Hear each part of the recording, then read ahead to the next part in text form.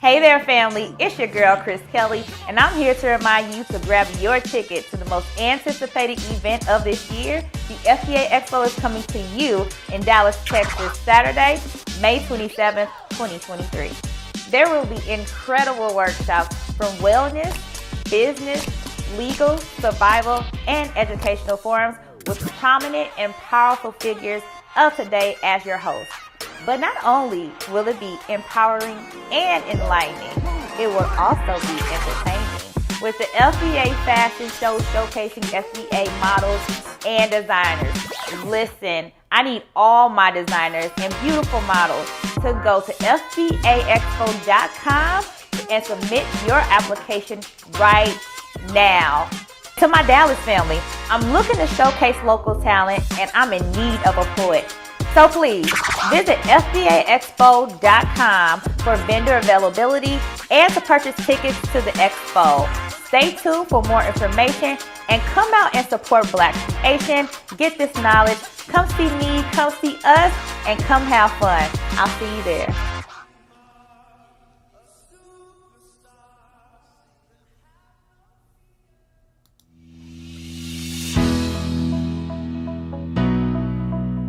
Are you tired of being overcharged and forced into paying a monthly subscription for your Mac and Windows software? Well, if you are, currently we're having a 50% off discount on all the latest Mac and Windows software, such as AutoCAD, SolidWorks, Photoshop, Microsoft Office, and much more.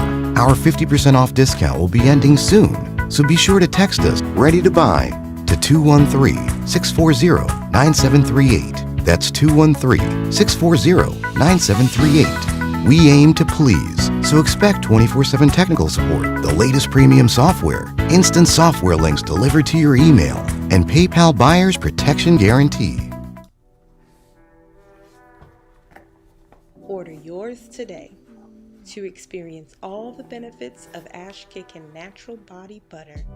With skin so smooth and soft, you'll thank us for it. Shop Ash Kickin' online. That's ASHKICKIN.com.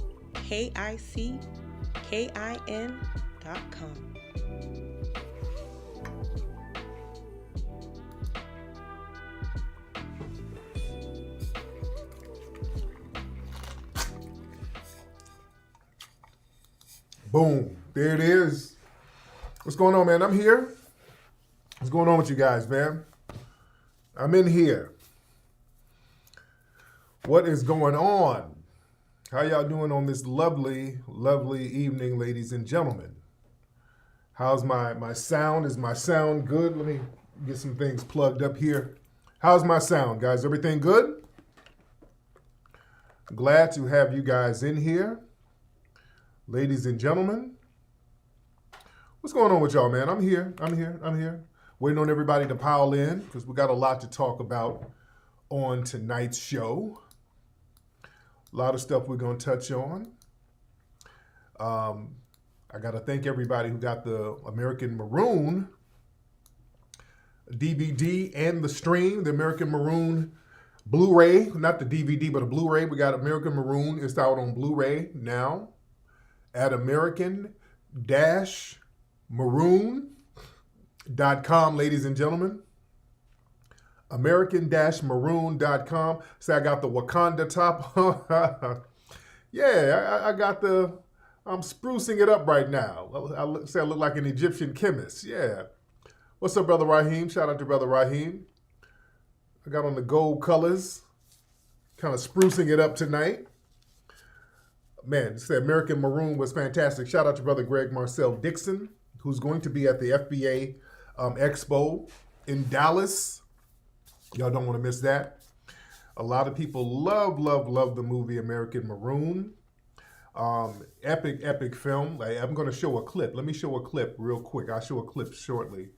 But while we're waiting on everybody to pile on in the room, while we're waiting on people to pile on in the room, how about you guys? How about you retweet this on your page? What's up, Court? How you doing, dear?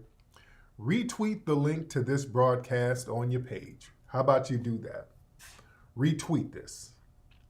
So I got the Coming to America jacket. That's what it is. You say T.S. Giselle's going to be a hidden bussy. Hilarious. Man. But listen, a lot of good stuff going on, man. Again, thank everybody. I got to thank everybody for getting the movie American Maroon. People are really feeling the movie. We're shipping out DVDs. I mean, Blu-ray. I keep saying DVDs, but it's actually Blu-ray. You get the film high definition Blu-ray. You got to see this stuff in high definition. And we shot the thing in 4K, and it's not on DVD. It's on Blu-ray, very high definition, and the streaming is in high definition on the FBA Stream website, ladies and gentlemen. We go deep with the movie. We go real deep. You dig? We go very deep with the movie American Maroon. The movie is almost 3 hours. I'm telling you, we go deep. Would you guys like to see a clip if you have not seen the movie already? Let me show a clip of American Maroon real quick while we're... Let me let a couple of more folks get in the room. Let me do that. Let me let about 2,000-3,000 people get in here. We're getting close, but let me let some more people get in the room. Then I will show the a clip of the movie American Maroon. But listen, speaking of events, we got another event that we're going to have at the Hidden History Museum Saturday, March 25th, later this month. All right? We're going to have another event, big event. Everybody needs to come on out. We're going to have food, complimentary food. It's going to be nice. This one is going to start a little bit later. It's going to start around 7 o'clock, 7 p.m. What we want to do, I want to do the comedy thing. We're going to do different themes every month. This theme, going to do comedy night. And I want to showcase a lot of up-and-coming comics in L.A. A lot of comics out here in L.A. I want to showcase a lot of these brothers and sisters, and that's what we want to do with the venue. We want to bring in a lot of talented artists from all genres of life. We're going to bring in the coming months people who do paintings. We're going to bring in brothers and sisters who do sculpting. We're going to showcase a lot of people in the community. And one thing I want to do, I want to showcase a lot of the comics that's out here. A lot of brothers and sisters who are up-and-coming comics. We want to get them to come through and showcase them. So all my LA comics, y'all hit me up. And let me check you out to make sure you're good, because it's not going to be amateur night. But we want to get some thorough folks to come on through to the comedy night. And we got a coon screen the comics, absolutely. But yeah, there's a lot of talented brothers and sisters out here in LA, and we're gonna showcase a lot of them. Yeah, here what's going on down in Mississippi? Yeah, they're passing some Jim Crow laws down there, and look, the Jim Crow laws are already in effect. They're just putting it down on paper again. The Jim Crow laws are basically the common laws of white supremacy. Yeah. So I heard about the Jim Crow laws. I heard some basic stuff about it. But family, this is why it's very important, because from what I understand out there in Mississippi, in one of these towns, there is they got a black majority there, and instead of letting the black majority elect whatever officials they want to bring through, they created some kind of special committee of basically white people who are still going to run the thing. So it's basically like apartheid, which we've been telling people this is happening. We already knew when there's the black majority, we got to be on code, man. This is the thing. We think just because we got the numbers that we're going to get the power. No, you got to be on code. The thing is, you got a lot of people, and you start outnumbering people, but if you ain't got no damn code, you're going to be in the same predicament. You got to have a code of conduct. Codes of conduct, that's very important. Now, we're going to talk about that later on today's broadcast in relation to the Chris Rock special. We're going to dive into that a little bit later. We got a few things we got to touch on before that. Mississippi is 40% black. A lot of black people in Mississippi. And they're running Mississippi like an apartheid state. All right? They're running it like an apartheid state. And that's where the code of conduct comes in. you got to have a code among yourselves. You got to have a code among the people who look like you, because the white supremacists, even though they are a minority, the reason why they can still rule you and dominate you and implement Jim Crow laws is because they simply have a code of conduct. They have a code among each other.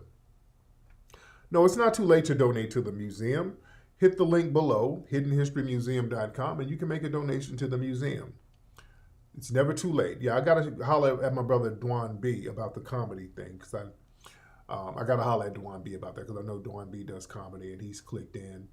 And we're going to be, later this week, we're going to be hitting up the comedy clubs around LA, just kind of scouting folks.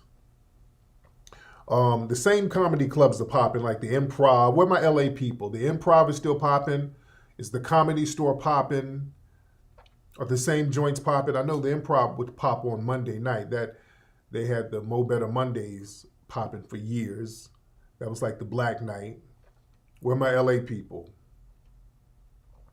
So yeah, we're gonna start hitting up some of the comedy clubs in LA to screen and recruit people. Because again, we're gonna have we're creating a lane for a lot of the brothers and sisters out here, man. What's up, Miss Lips? You're out here in LA. You're a comedian. I got to see some of your stuff, man. The Laugh Factory, yeah. Yeah, Craig Smith. Yeah, I want to get Corey. Yeah, I hit Corey up this weekend. Yeah, I do want to get Corey. I would love to get Corey to host it, to be honest. I would love to get Corey to host it. Yes, there will be Blackhaven. There will be. The Improv is still lit. It's popping on Mondays. What's Chocolate Sunday? What pops off on Chocolate Sunday? Where's Chocolate Sunday? What's up, Black Page News?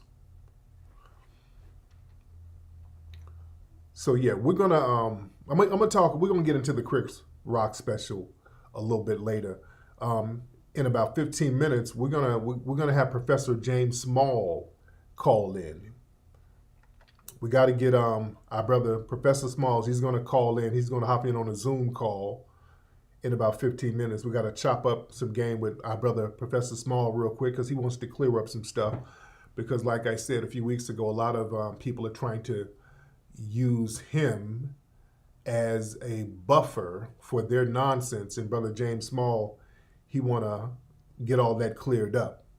Yeah. Yeah, Lil Rel is funny. You know who's very funny? Who's one of my favorite comics, man. One of my favorite comics is female comic, Samore. Samore is funny as hell, man.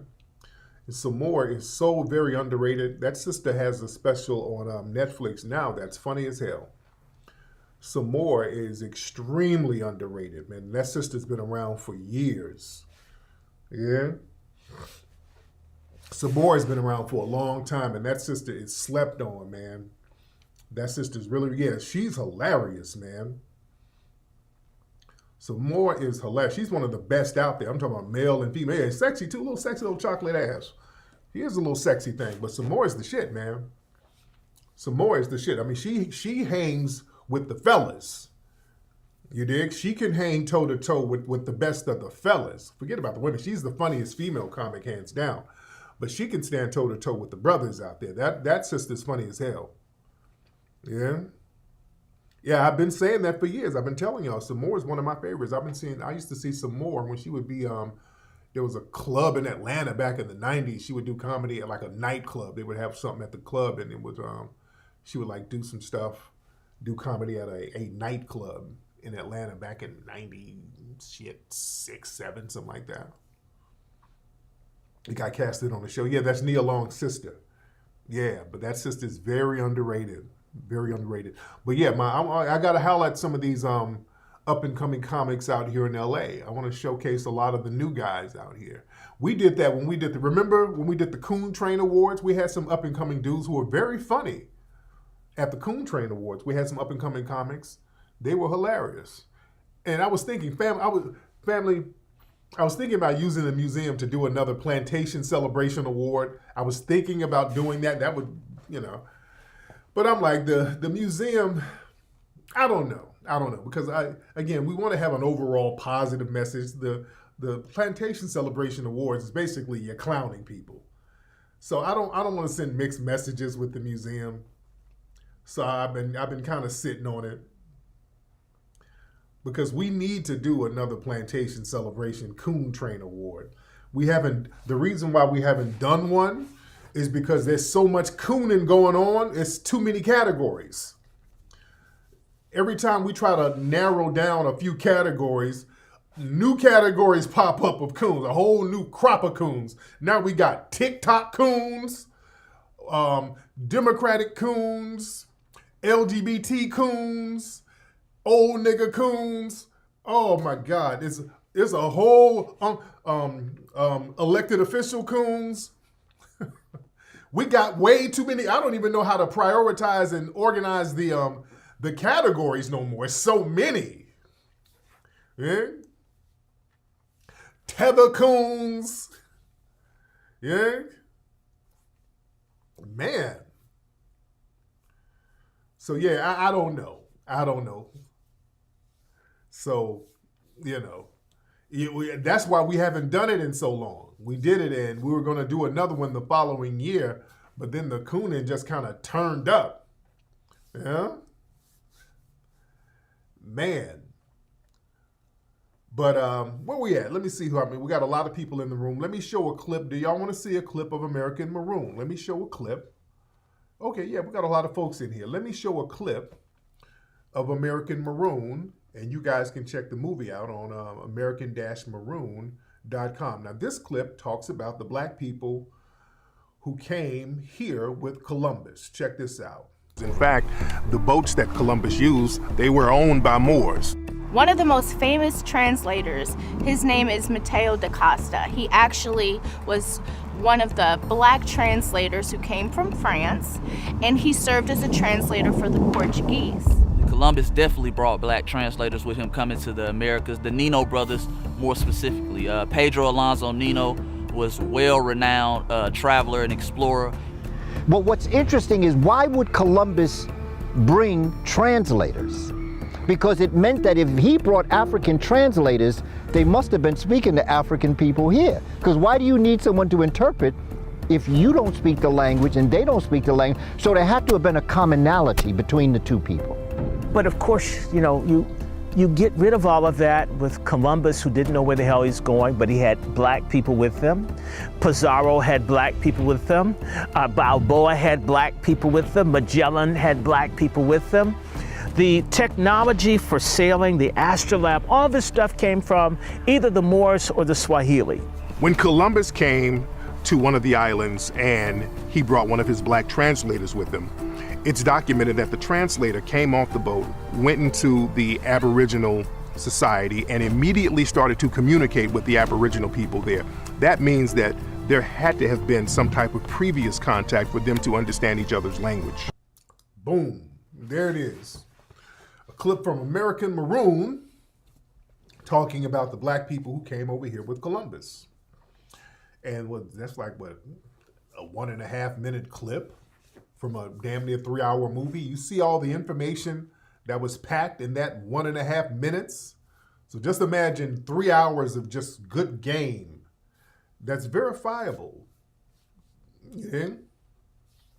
We talk about, and we go real deep about Chase McGee. That's a young brother, man. Chase was phenomenal. That brother, Chase McGee, young brother down in Georgia, he was phenomenal in the film.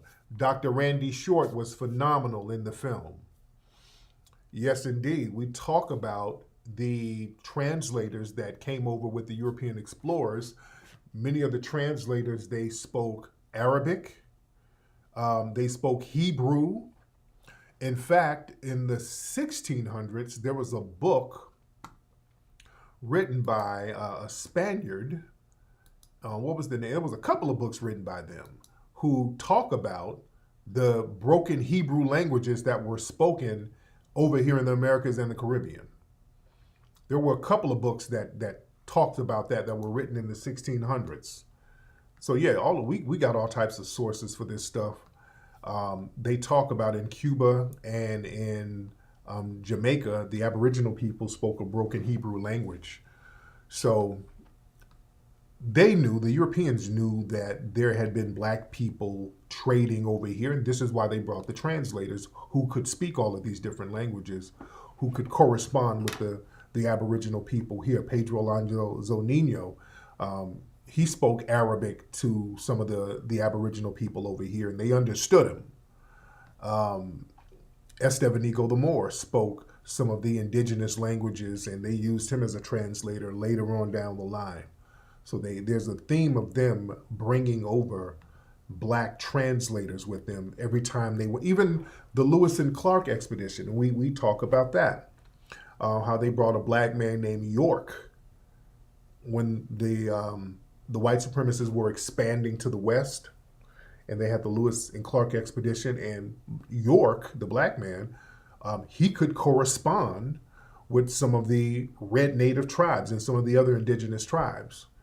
He was their liaison to these tribes. Why did they keep using black people as their liaisons, translators, and buffers for these indigenous tribes? Yeah.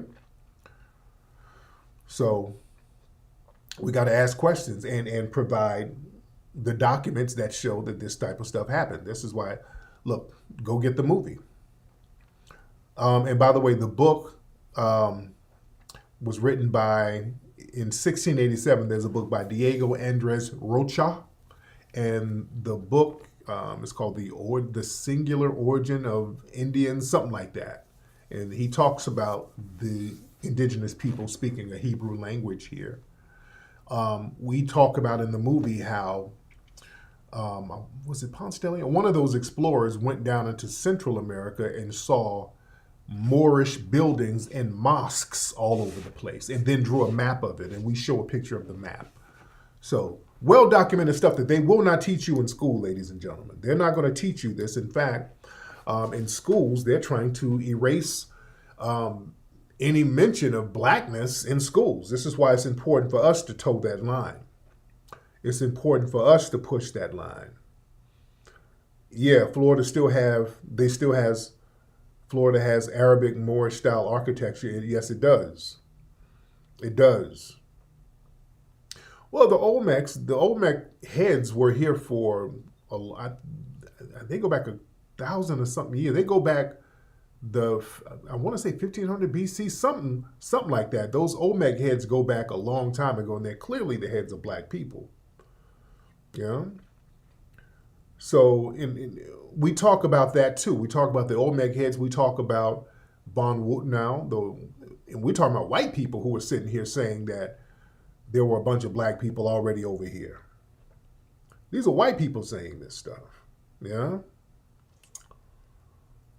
You feel what I'm saying?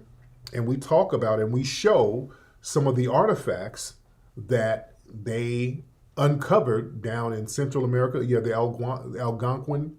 We talk about the Algonquin language. We talk about hieroglyphics being found in the Grand Canyon. Y'all better go watch that movie. We get real deep, man. Oh, dude, they've been lying about the Olmecs. They're just trying to I'm white and I say so nonsense. They're talking, first they said that the Olmec heads were just fat babies. Then they said it was the head of jaguars. Then they said they were monkeys. That's BS. These are clearly black human beings. It's that simple. These are black folks. Said Creed 3 was awesome. You might have to check that out. All right. In a few minutes, we're going to have our brother Professor Small chime in. Waiting on Professor Small to come in, and we're going to chop up some good game with him. And Professor Small, he's in the movie American Maroon. Our good brother, our OG scholar. He's in the movie dropping some phenomenal game, as usual, you know. We talk about the Geechees, of course we do. We do talk about the Gulligichis, of course. They're very important to the story of the Maroons. Many of the Maroons were Gulligichi. They were. Some of the Maroons were remnants of the Yamasee. Some of the Maroons, many of the Seminoles were basically a Maroon tribe. They were living as Maroons. Yeah. Mexicans say Olmecs were Latin. Not true. If they've been here for thousands of years, or over 1,000 years, there wouldn't be a Latin person over here. There was no such thing as a Latin person over 500 years ago. Over here, there's no such thing. Let's keep it clear. If you find artifacts and paintings and items that's a few thousand years old, or over 1,000 years, or just over 500 years old down in Central America, it ain't got nothing to do with Latin culture or Hispanic culture, because that didn't exist over here. Yeah? This is a documentary. American Maroon is a documentary, but we do a lot of reenactment scenes in the movie. It is a documentary film. So your great-grandmother was Yamasee? Yeah, the Yamasee was basically a black tribe over here that got sold out by the red Native Americans. The red natives turned on them, and that's why they lost the Yamasee Wars, and many of them were enslaved.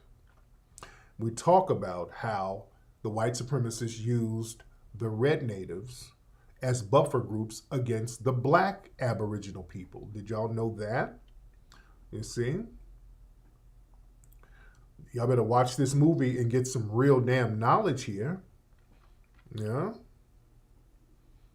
Y'all better watch this movie and really, because we slow walk it and we break it down very meticulously. That's the thing. We got to understand, man, a lot of these groups, even the Seminoles, man. Look, the Seminoles won the Seminole Wars, or basically they were the unconquered, because the black people were the military arm of the Seminoles, all right? Even, we go and listen to the film too. Andrew Jackson, all these people kept saying, this is not a damn Indian war. This is not an Indian war. This is a Negro war. This is what they were saying. And when you read private letters of some of the soldiers, they were like, we fighting Negroes out here. But in the media, they had to say that it was an Indian war because they had to hide the fact that black people were turning up, freeing themselves and burning plantations down in Florida. Black people were setting themselves free. Black people were turning up, killing soldiers, killing white supremacists in Florida left and right. They didn't want to put that in the media. Why? Because that would have turned everybody in the country up. So they had to frame it as an Indian war, and they had to keep quiet about it. They had to keep very quiet about just like with black pirates, they had to lie about a lot of the black pirates. They had to say, well, these were really white people. They didn't want to say that there were black pirates out here beating everybody up on the open sea. What would happen? Black people would rise up and just wait for the boats to come. Yeah. Yeah, we highlight our good brother John Horse, who's a real American hero. That man died of old age. That man was one of the most thorough soldiers in American history. Yeah, that man refused to be taken into slavery. John Horse was a rider. Yeah. Wait, don't Brother Small should be in any second. Brother Small should be in any second. Let me see if he tapped in yet. He should tap in any second. He'll be tapping in a minute. 1 second, guys. Let me see where he is. He should be popping up in a minute. And while we're waiting on our brother, y'all need to be getting that movie, American Maroon. Y'all need to be getting that right now, ladies and gentlemen. Y'all need to be getting the movie American Maroon. You need to stream it or get the Blu-ray. Get that physical copy of it. And yeah, John Horse, Osceola Bass Reeves. And we talk about Bass Reeves. When Bass Reeves went into Oklahoma, where did he go? He went to Oklahoma for a reason. Remember, Bass Reeves freed himself by beating up his slave owner.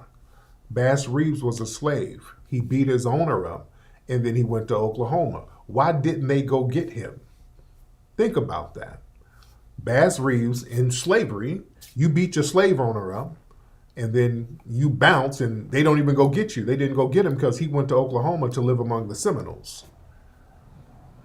He was staying with the black Seminoles. That's who he lived amongst. Yeah. And Isaiah Washington just did a movie about Bass Reeves, right? And I heard the movie's pretty good, by the way. And Isaiah Washington, very good actor. Me and him, we got our little personal issues, but that nigga's a good damn actor. I will give him that. Isaiah Washington's a phenomenal actor. Yeah. Yeah, that's the thing. A lot of people, you say you watched it multiple times. A lot of people have to watch it multiple times, to soak everything up. It's so much information coming at you in 3 hours. You got to watch it again. Where's Professor Small? Waiting on Professor Small to come on through. All right. Waiting on Professor Small to come through. Let's see where he is. And shout out to Zini for sending the Cash App. Shout out to everybody for hitting up the Cash App at Kingflex818. Shout out to you guys for hitting that Cash App up. All right, where's Professor Small? Hold on, let me text him and let him know we're waiting on him. Hold on 1 second. Hold on.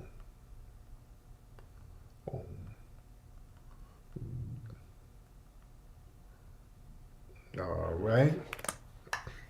Let me see what's going on with him. But yeah, Professor Small should be on any second. And Professor Small is going to clear up a lot of stuff. Our brother, Professor Smalls, is going to clear, because there's been a lot of some of these non-FBA haters trying to pit me and my good brother, Professor Small, against me and us. And, he's shutting that down real quick. Yeah, we don't do that. All right, where we at? Just waiting on Professor Small to come on through. Where is he? Baz Reeves is the Lone Ranger. Yeah, the Lone Ranger is based on Baz Reeves. But they got to hide that. They have to make the heroes white. Because in real life, there's no real white heroes like that. You dig? Not in real life. So they had to make our heroes into white people. They've always done that. Yeah. There's that movie that they did about Stonewall. They did something about Stonewall, and they've been trying to lie about Stonewall for years. And they did a movie about the Stonewall Rebellion, it was kind of a skirmish. They've been trying to milk and flip the whole Stonewall thing for a long time. But then they did a movie about Stonewall, and they made the hero a white man. And the white man never even existed. This random white man that they made the star of this movie, he didn't exist in real life. And they made the real people, the black people, who were the real main folks in the Stonewall situation, they kind of made them side characters. They made them sidekicks. So they always do that. They always got to flip history and make themselves the heroes, because they don't have real heroes in real life. The white supremacists don't. Oh yeah, Rocky. No. Rocky wasn't based on Ali. No. Yeah, no, Rocky, what Sylvester Stallone did, Rocky was not based on Ali. Rocky was based on Joe Frazier. The Apollo Creed, that was based on Ali. All right?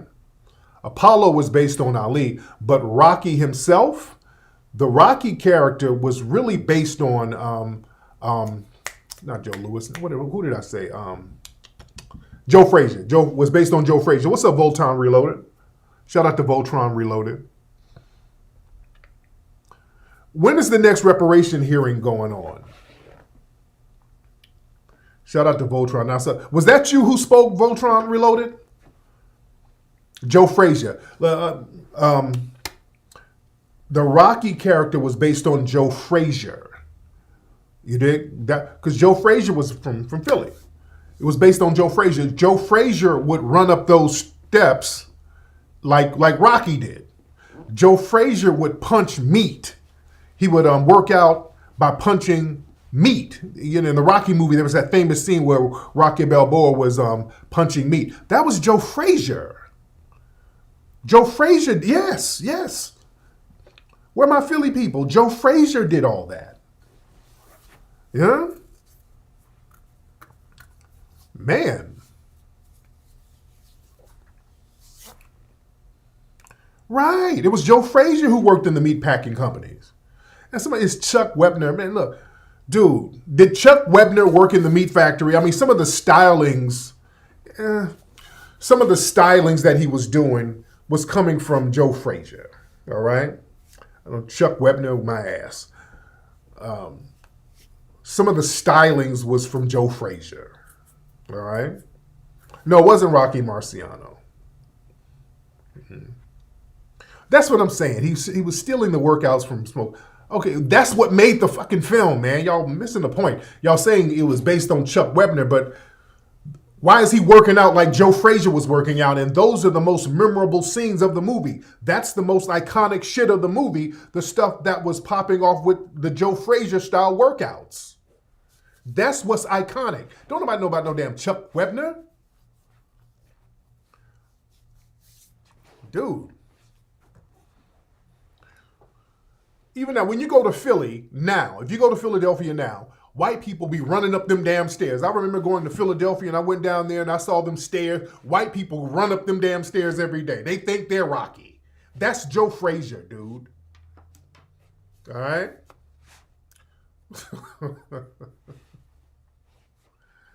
That's Joe Frazier. You know, they getting all that. Okay, we got Brother Smalls in here, I think. Okay, hold on. Let me get Brother Smalls in here. Let me get him in. There he is. There he is. What's up, Brother Smalls? Can you hold on? Let me get Brother Smalls in here real quick. Brother Smalls, I can't hear you. Can you hear me? There we go. Let me get Brother Smalls in here. Hold on. Brother Small. I keep saying Smalls. There we go. I got Brother Smalls in here. Hey, Brother Small, how are you, sir? I'm good, Brother Tariq. How you doing? I'm good. I'm just talking about the film that you were in with us, American Maroon. I got to thank you for being in the film. You have not seen the film yet, have you? No, I'm trying to figure out how to do it. When I heard somebody talking about it yesterday, I go like, okay, get my technical skills up so I can watch it. I'm gonna send you a link. I'm gonna send you a link tonight. I'll send you a link tonight. Okay.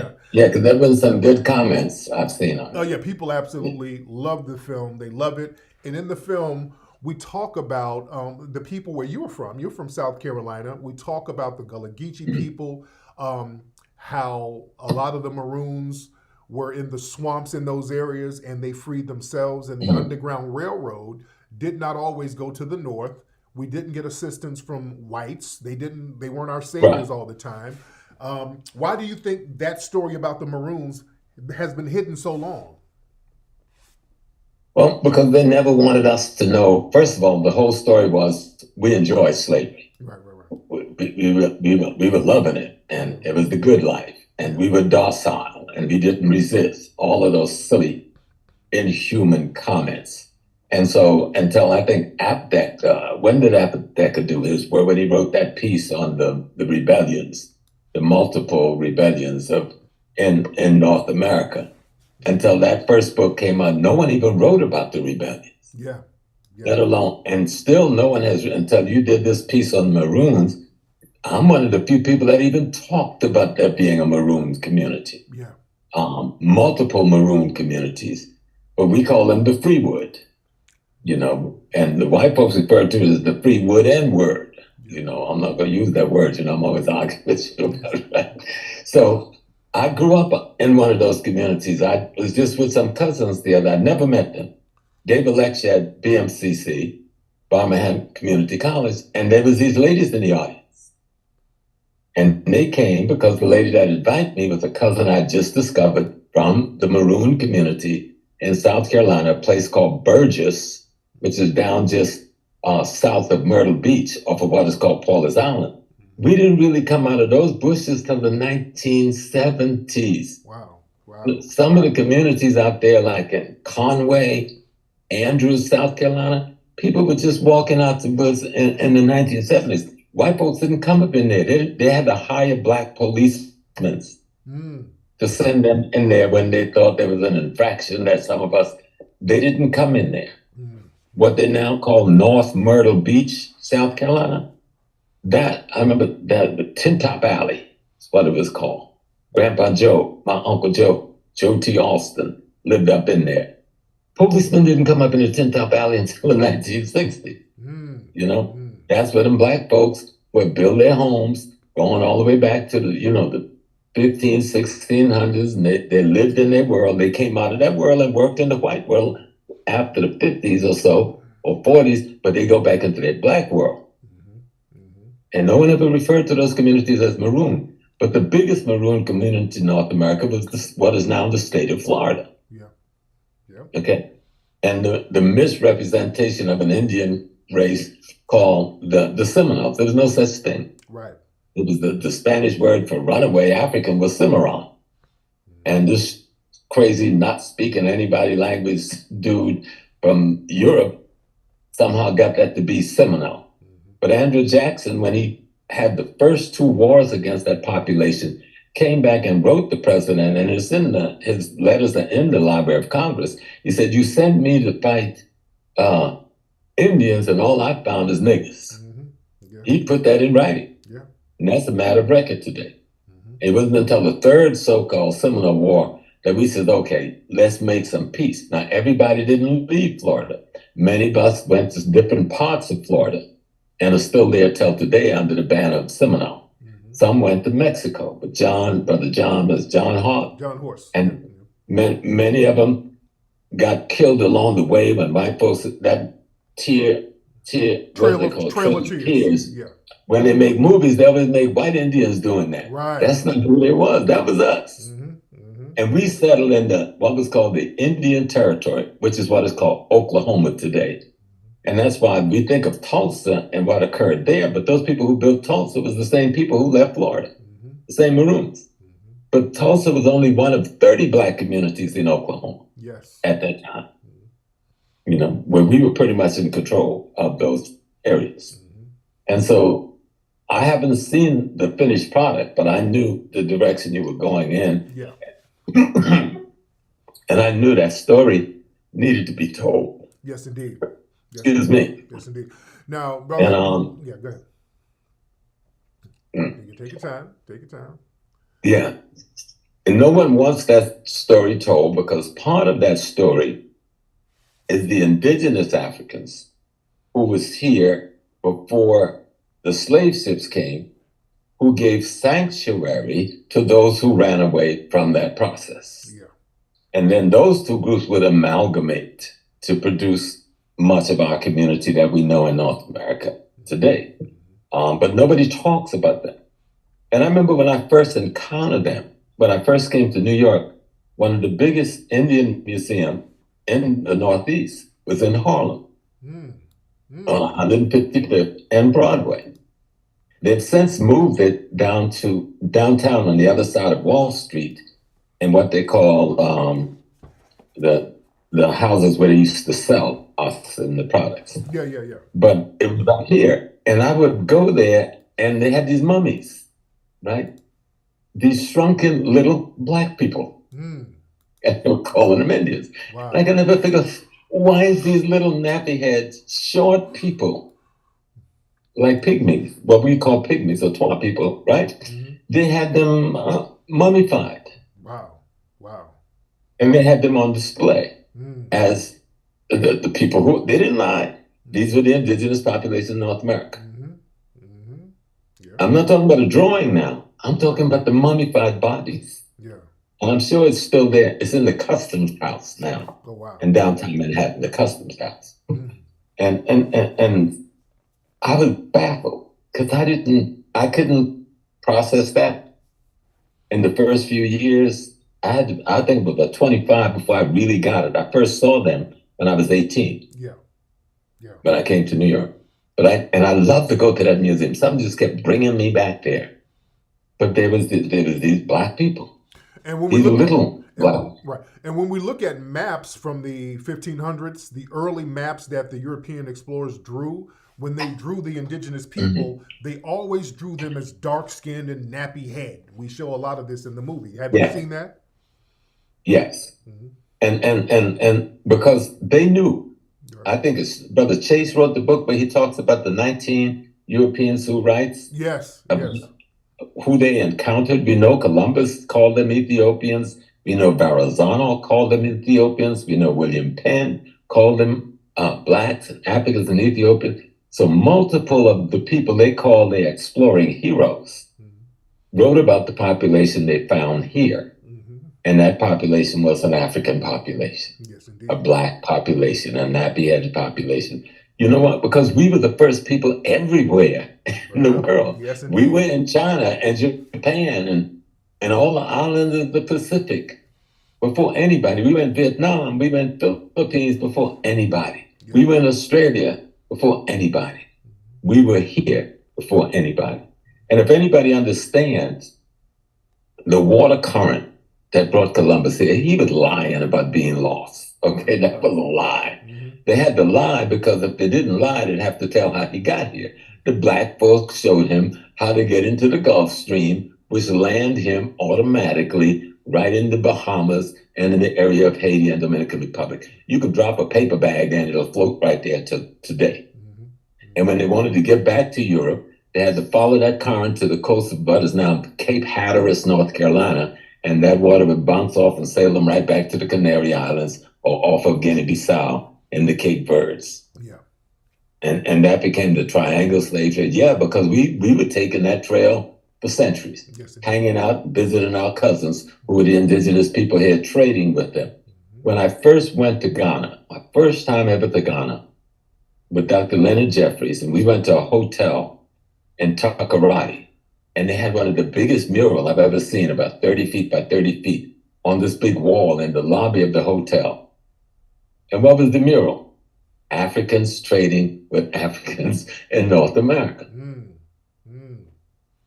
And they since then, I think Best Western has taken over the hotel. And I went there last year to see if they still had that mural I saw 20, 30 something years ago. And they said they have it, but it's downstairs, that they didn't destroy. They took that wall down, put it downstairs. But it was this mural in Africa, a hotel built by Kwame Nkrumah, showing Africans trading with Africans in North America pre-Columbus. So we over here seem to be the only one that just got the 411 on the Blacks going on in North America. Yes, indeed. Yes, indeed. So now, recently, there was you were on a broadcast on a YouTube stream, and there was a dude who's kind of known in our circles as being a troll, and he gave you some real. He basically lied to you and gave you some misinformation about some of the stuff that we've said, and then tried to use you against me, and some of these other trolls tried to use your words against me. How do you feel about that, sir? Right. Well, part of it is the young man, Omawale, called me yesterday. And his position, he says, I wasn't the one putting that out there like that. And I said, wait a minute. I said because, I couldn't find him. I had the name wrong. Yeah. And when I found the name in my phone, he called me just as I found the name. And he says, listen, because I did this little piece, I was trying to get it right on Twitter, calling people out for doing that, because I'm saying, wait a minute, that was not what really happened. Right.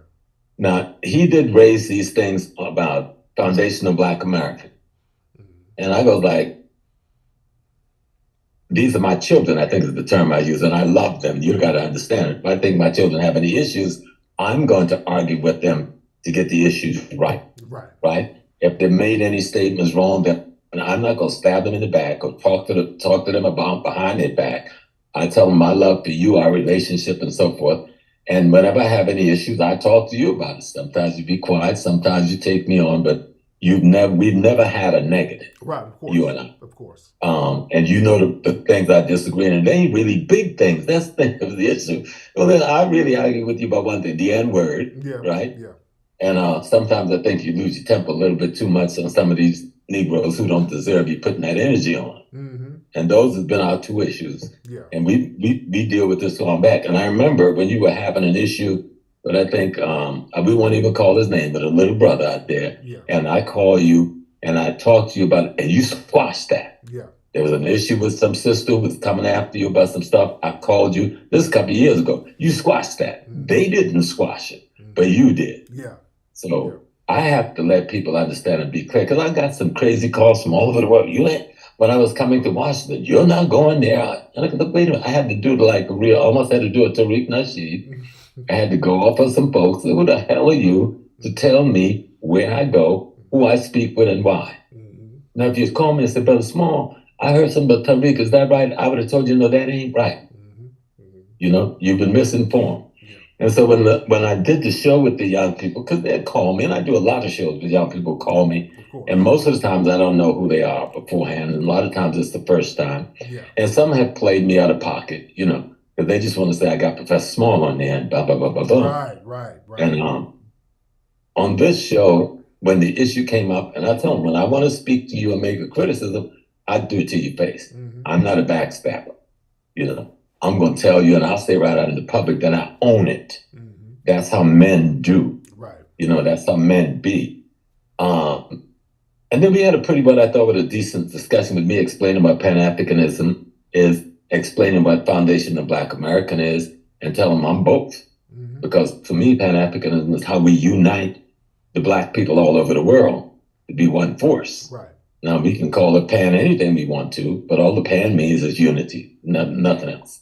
And that Foundation of Black American, that we have a right to identify ourselves in the same way any other ethnic group. And I think I used the Jamaican community. They don't call themselves African, they call themselves Jamaicans. Right, absolutely. The people from Haiti don't say I'm African, they say I'm Haitian. And we find no contradiction with that. We're the only group in North America that use the term African to describe ourselves.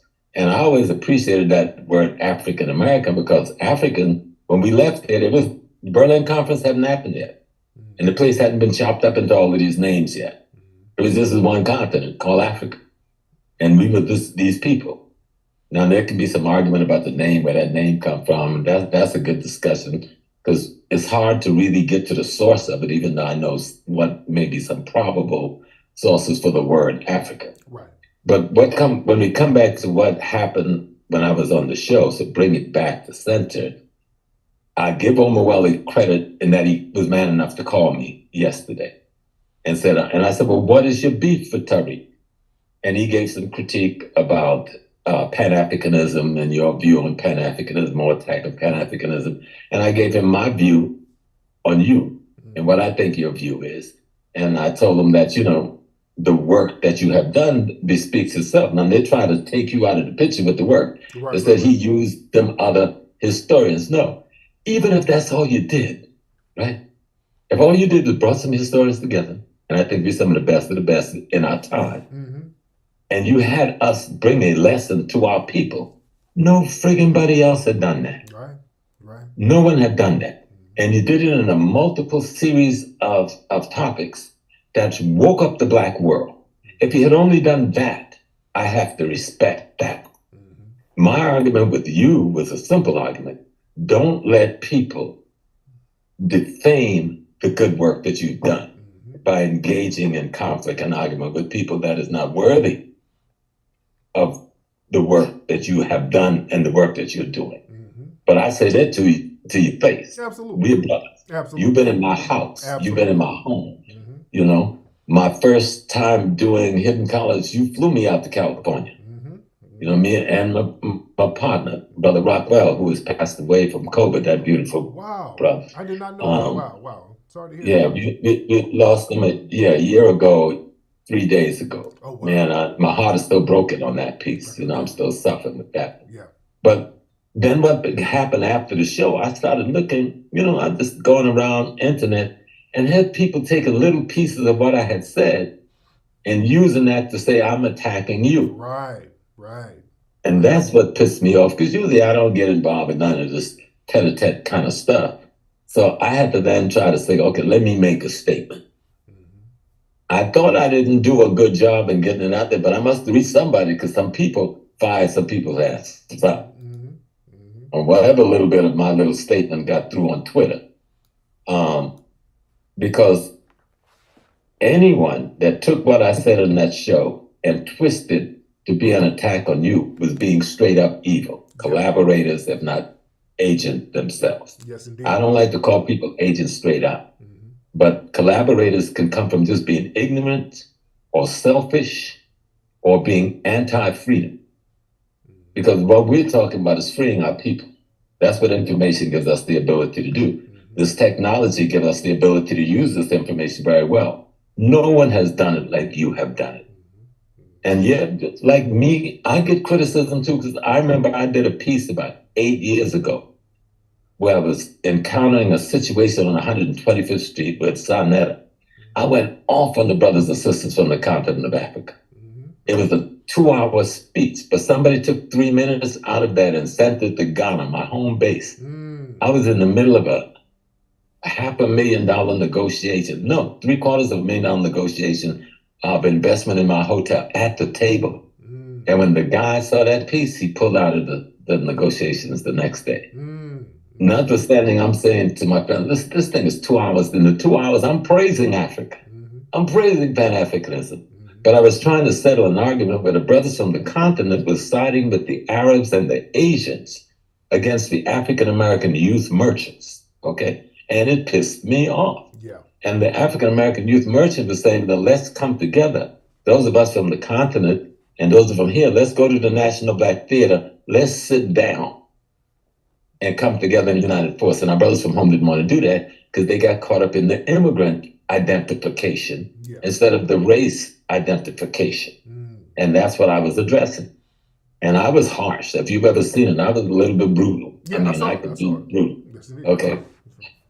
And so, but sometimes our brothers and sisters from home have earned that criticism. And there are many of them who haven't earned it, because I've also worked with the multiple organizations from the continent at City College, housing them for decades. Liberia, Nigeria, Ghana, Kenya, where I was the lead man in making sure they had space in place. And we worked together on political issues, but there was also those who felt that the alliance was not with us and our struggle, and that the alliance was with the Europeans, not realizing that this is an enemy we're at war with. We should take some criticism, because we need to reach out more and tell them, hey, yo, when you land here, this is what's up. And I don't think we do that enough.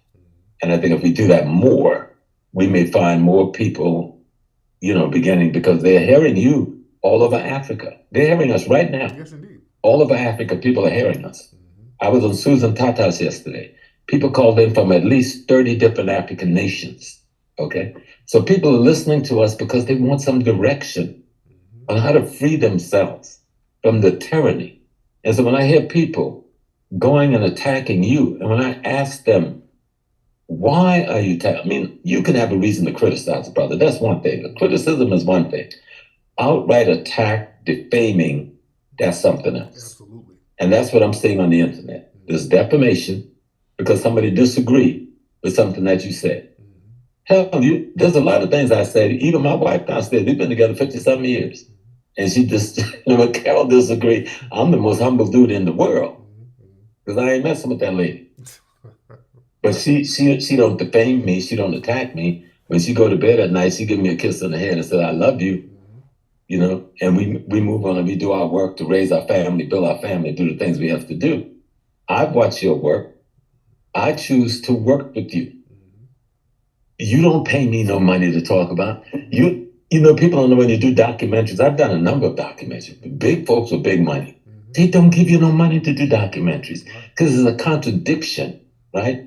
Because if you pay somebody to do a documentary, they can lie. Right. They're going to say what you want them to say. Kind of shit. Yeah. So they don't pay you to do documentary. You the only dude that give us a little complimentary stuff, but it ain't nothing to buy a cup of tea. It's almost just a respect token, right? Which we appreciate because we understand what that's about. So this ain't about no money. Right. You ain't buying nobody. You certainly couldn't buy me for it because I'm expensive. But I want to tell, I'm giving a little bit to Omawale because he called yesterday. And he said to me, and I told him, I'm going to be meeting with you. I'm going to be on your show. I thought we were going to do it last night. And he says, I'm not Tariq's enemy. Then I said, well, what is going on? And he laid out, and I forgot a little bit, that he disagreed with you on some things concerning Pan-Africanism. Okay, that's a discussion, not an attack. You don't attack somebody because you don't agree with their approach to dealing with a particular political concept, political idea, political process.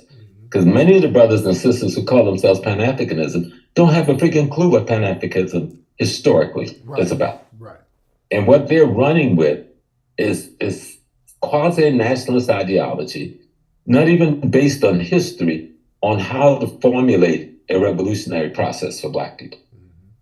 And that first part of formulating that process is you must be informed and instructed by your history and your culture.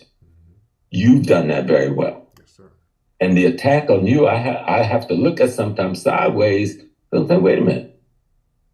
This dude, this Tariq dude, he has brought us a stream of historical events that tie our stuff together over hundreds of years. And you brought some of the finest scholars, because I know most of those men and women. Before I ever met you, Right. We've worked together on multiple other things.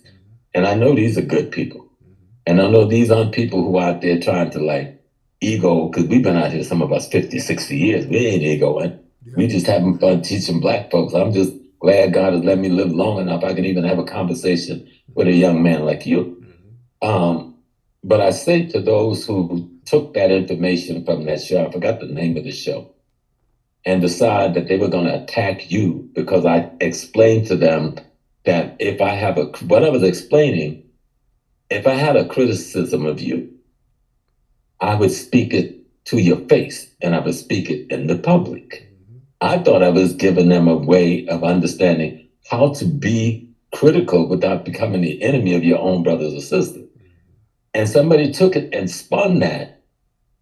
Brother Small said about Tariq Nasheed, Right. that's not what I said. Right. And that was very deceptive. Nor was Doing that the intent of what I said. Right. Nor was that the purpose for saying it. I'd be a fool. I would be disgracing my family and myself to do that.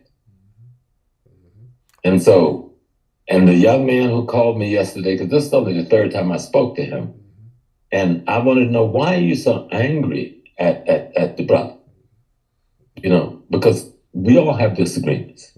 Me and Dr. Leonard Jeffries, we've worked together for 55 years. You think me and Leonard ain't had some tit and tat over 50-some years? But that's my brother. That's my father. He was sick and in the hospital for the last few months. I'm trying to be there every day. I'm trying to work with the brothers, make sure he ain't got no bills when he get home. Make sure his house is fixed up. Make sure his light fixtures are done. You contributed to it. Yes, I did. You know, Yes, I and you did. did. And I'm not gonna say what you contributed, but you made it a good contribution to Doc. Absolutely. And he appreciated it. Yes, indeed. Even though he's a man of great pride, he didn't want no help. We told him whether you like it or not, we're gonna help you. And we got together, Baba Kalafani, Baba Reggie, and others, and we made that move. Yes. And so what I'm saying to these brothers and sisters, because I think it ain't just brothers, there's some sisters too. Stop this attack. You can't rationalize attacking your own people when I don't see one attack coming from you on the enemy. I don't see any documents you're doing where you're attacking, identifying and attacking the enemy, or you're informing the people of who the enemy is. Because certainly when they attack you, they're attacking me, they're attacking Baba Coleman, they're attacking our sister Nelson, they're attacking Dr. Nobles, you're attacking all of us. Because we've all been a part in multiple parts of the exercise you've been involved in instructing and teaching our people. Some of it, I think, Tariq, is just plain ignorance, right? Some of it is ego. Some of it is envy. Some of it is jealousy. But let's not make no mistake. The enemy created the strife between Malcolm and Elijah. Okay? And fanned the flame that caused us Malcolm's life. Okay? The brothers and sisters who was in there shooting their mouth off didn't realize they were carrying out the instruction of the enemy without even knowing it. Now, I hope I'm making it plain to people because y'all want to understand what's going on. Yes, indeed. They've made this division, they divide Minister Farrakhan from the rest of us. You know, like somehow Christianity has more credibility than Islam. Give me a break. But the enemy has told you to keep this division going. So you can find everything in the world wrong with that brother, no matter how much good he does. Now, some of it is ignorance. Some of it is envy. Some of it is jealousy. But some of it is treachery and collaboration. And for those who are involved in the treachery and collaboration, I can't put my finger on you and say specifically who you are, but I want to be very clear. You're not going to play me in the middle of your treachery.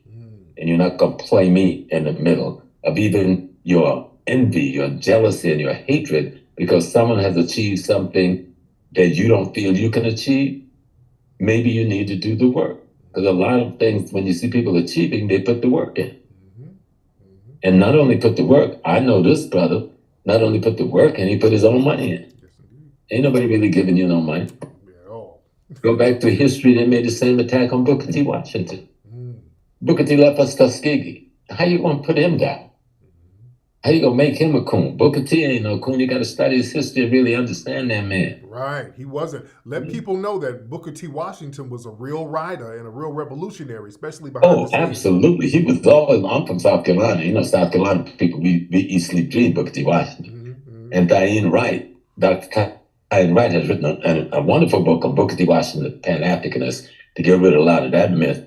Booker didn't run around wearing a dashiki every day or making trips to the continent. But Booker financed Bobby Du Bois. Du Bois was his friend. They had a rift. They had a tip. They got past that shit. Those brothers have been friends most of their life. Du Bois and Garvey had a rift over a real issue around Garvey's meeting with the Klan. But they did more work together than they did fighting one another. But somebody's job was to make us see them divided. And then we get caught in these divides. And they're doing the same. I see the same thing with you. I'm trying to listen for a logical reason why you've been put under attack. I have not seen one. Right. I mean, the only thing, you cuss sometimes. Yeah. You know what I'm saying? Yeah. And you use that N-word, which I'll tell you right here in front of the whole words. Stop using it. Now, I didn't agree with that discussion on the so-called N-word, right? But since our people made that a consensus among them, I said, okay, I'm gonna respect. Y'all took that position that we don't use it, then I won't use it. But I thought I had different views on it because of how white folks arrive at it in their ignorance, couldn't even pronounce negrito, so they came up with another pronunciation. No matter what we were called, they hated us because they wanted what we had. And they set out to take it. But back to this division that people are trying to cause in the Black community. The division, they said you weren't going to open the museum. They said you had stole the money. They said all of that stuff I've heard on the internet in different spaces. You used the people and you took their money and you never had any intentions of ever opening a museum. In the meantime, your museum was almost open when they were saying these things. You were almost completed your work. And I hope that it has flown in their faces that they see that there is a museum and it's a real museum. And how extraordinary it is to try to build a museum. Because I've been working with some brothers from the continent for the last decade. We're trying to build a piece down in Winneba, and we still just barely getting off the ground because that's no easy task. Yeah. You know. Yeah. So, but I want to come back to my brothers and sisters who watch us. Not the ones who've been spreading the discord. Because they will be dealt with by the people, because when you pull the cover off of them, the people are going to see who they are. Right. I said I give that other little brother, I know he's been harsh on you and abusive, and he man up to it, right? In the conversation we had yesterday. But I tell him he need to recheck why you feel so harsh, you know? Because a lot of times we get caught up in these little false ideological realities. And then we look at ourselves in the mirror and we're not even doing the thing we're accusing the other person of doing, not doing. Right. Go do your work. Stop fighting each other. Stop attacking the men and women who are trying to do good work. If you have a disagreement with them, pick up the telephone. The brother, can we talk? Have that conversation. All right? Yes, but just using social media as a way to create fratricide in our community. That's making the FBI and the CIA happy. COINTELPRO ain't got to do no work because we're doing it for them. And it needs to stop. Yes, indeed. Yes, indeed. It needs to stop. Absolutely. So we can get more work done. Absolutely. Every day you wake up. I woke up this morning with a call from my cousin from Philly. And he's crying. What's the matter, Chris? He said, my brother was executed. So I'm thinking, damn, did I have a family member in the penitentiary and I didn't know about? No, he wasn't executed that way. He took 8 bullets this morning at 4 a.m. in the morning from somebody in the community, you know? Wow. So I'm dealing with that all day, you know? Yeah. I'm dealing with my other little sister up in Buffalo, one of my ears. About a month ago, there was a fire, and her sister, and I performed this child's wedding, right?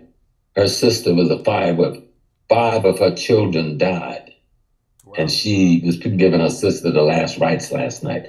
I mean, so I have to deal with counseling my people on these things. And I'm listening to these egoists, these envious, jealous behaving people. If you got a beef with me, my telephone number's on the internet. Call me. I put it out there. Don't get on the line and say, Brother Small said this, Brother Small said that, and you've misused my words. You've misused my statement. I was trying to make a point on how we can criticize each other without attacking each other. And y'all flipped exactly what I said. They're just the opposite of what I said. Yeah, yeah. It's the opposite of what I said. Yes, indeed. Well, brother, I'm glad. Malcolm, I know I'm going to leave you. See, I'm actually on another program, right? Okay. When you called me, I told the brothers I left your body and I'm in Houston and told them I'm coming to you and I'm coming back. Yeah. But I want to make it clear to everybody. 1, do not use me, because if you think Tariq could be hard, you really don't want to see me go hard.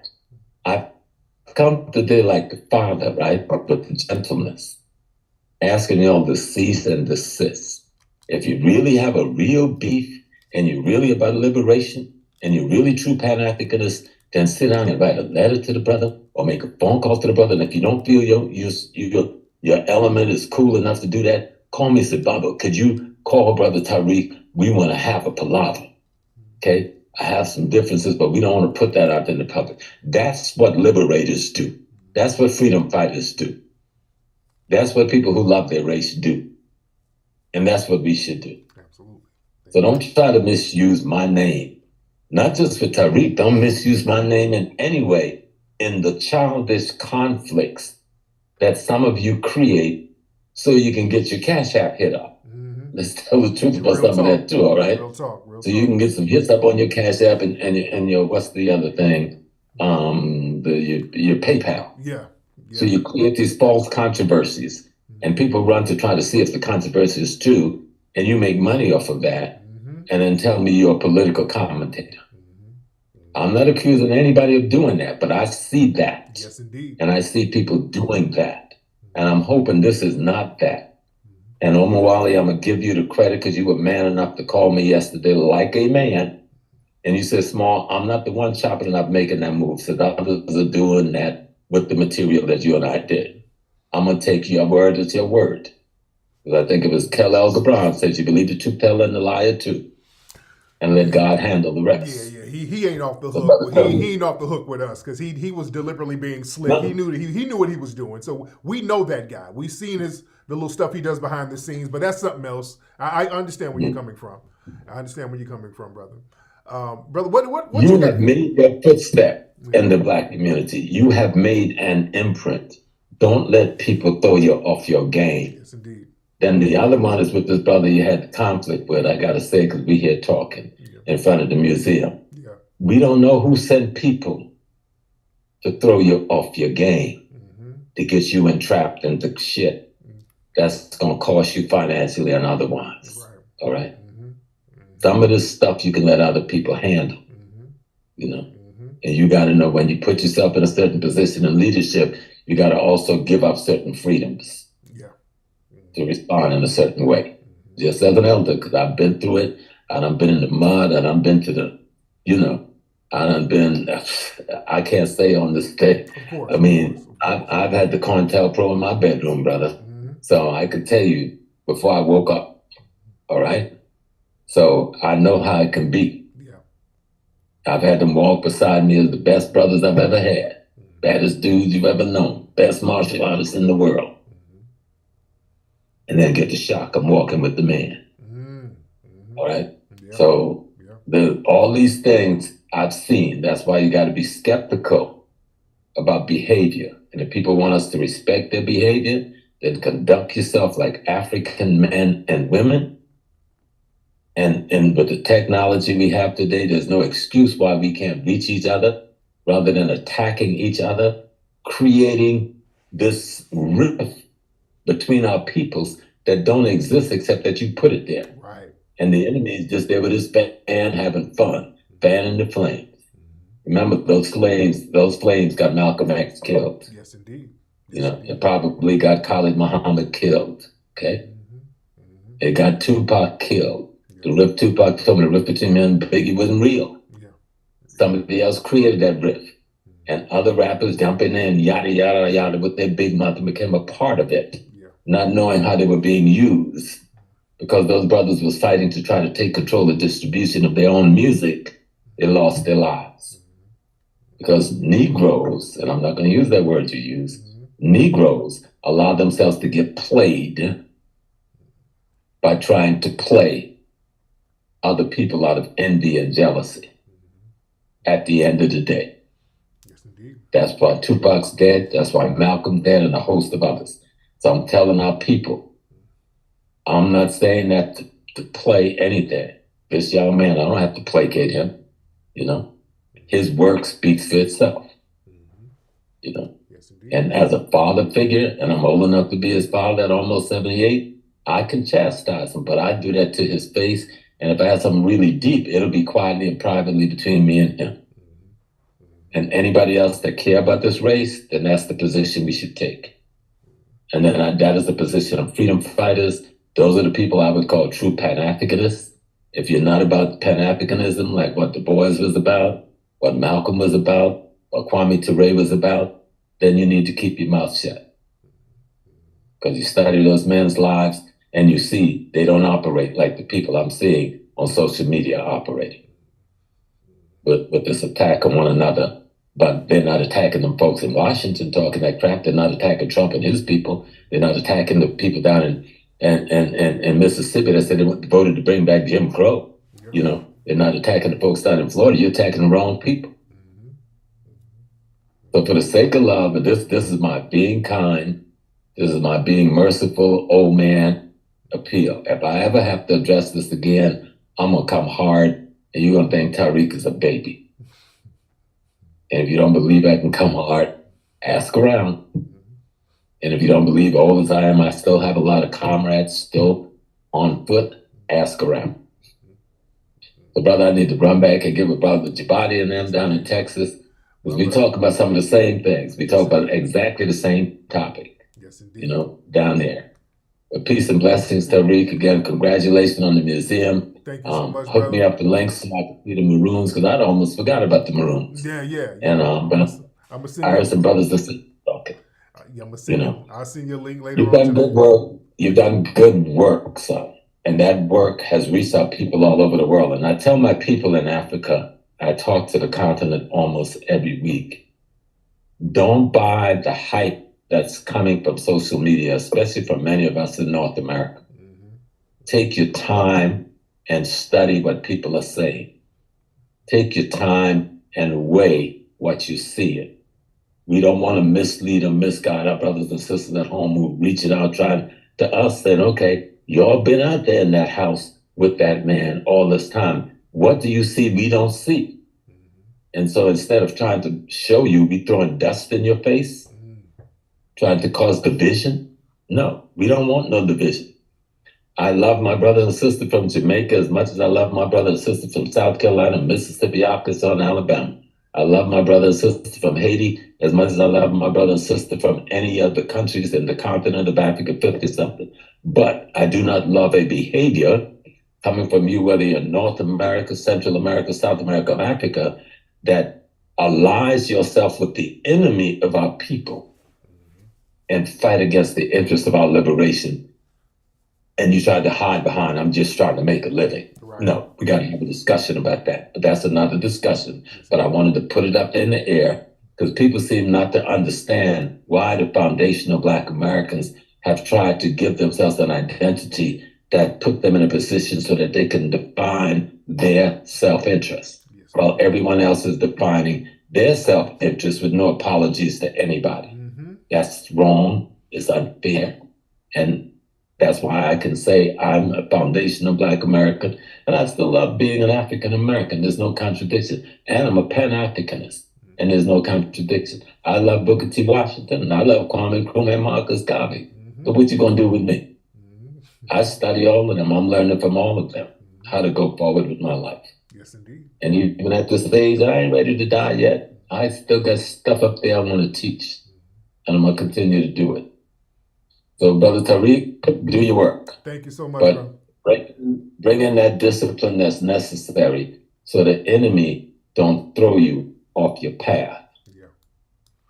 They're gonna come at you through every possible door that's possible. You're not exempt because you're a good-looking young dude that's smart. Malcolm was more handsome than you, and they didn't exempt him. No, they didn't. Dr. King was the thickest dressed in the country at that time. They didn't exempt him because they saw what they were doing. They were enlightening the people. They were educating the people. They were freeing the people. And they didn't say there wasn't a single white person in King's entourage. He was betrayed by the people who was walking with him, some of them.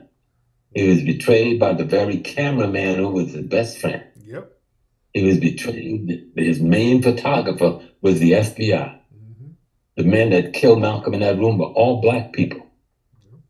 And about I'd say, of the people involved, of the 8 or 9 involved in that room that day in killing him, half of them was police, FBI, CIA.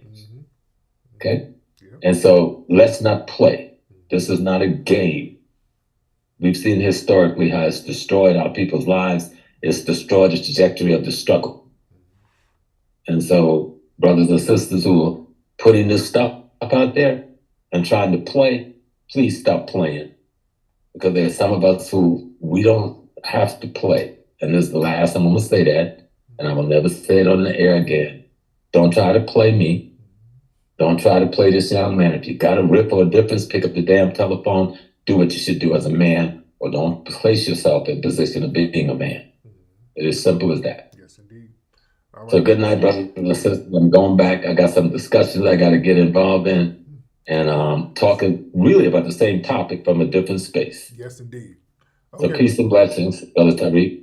All right, you stay strong. The rest of the black world who's legitimate about revolution, back this brother and support him. Don't believe the hype. Take your time and address anything. And if you have a problem with me, go on the internet, Professor Small African World. My telephone number is there, and I answer all my calls. Yes, indeed. Peace and blessings. All right, Brother Small. Have a good night, brother. Yes, sir. Right. All right. That's Brother Smalls right there, breaking it down. Yes, indeed. There we are. But we in here heavy. We in here heavy. All right. Let's straight from the horse's mouth. Had Brother Smalls break it down himself. You dig? We let him get that off. Yes, indeed. Speaking truth to power.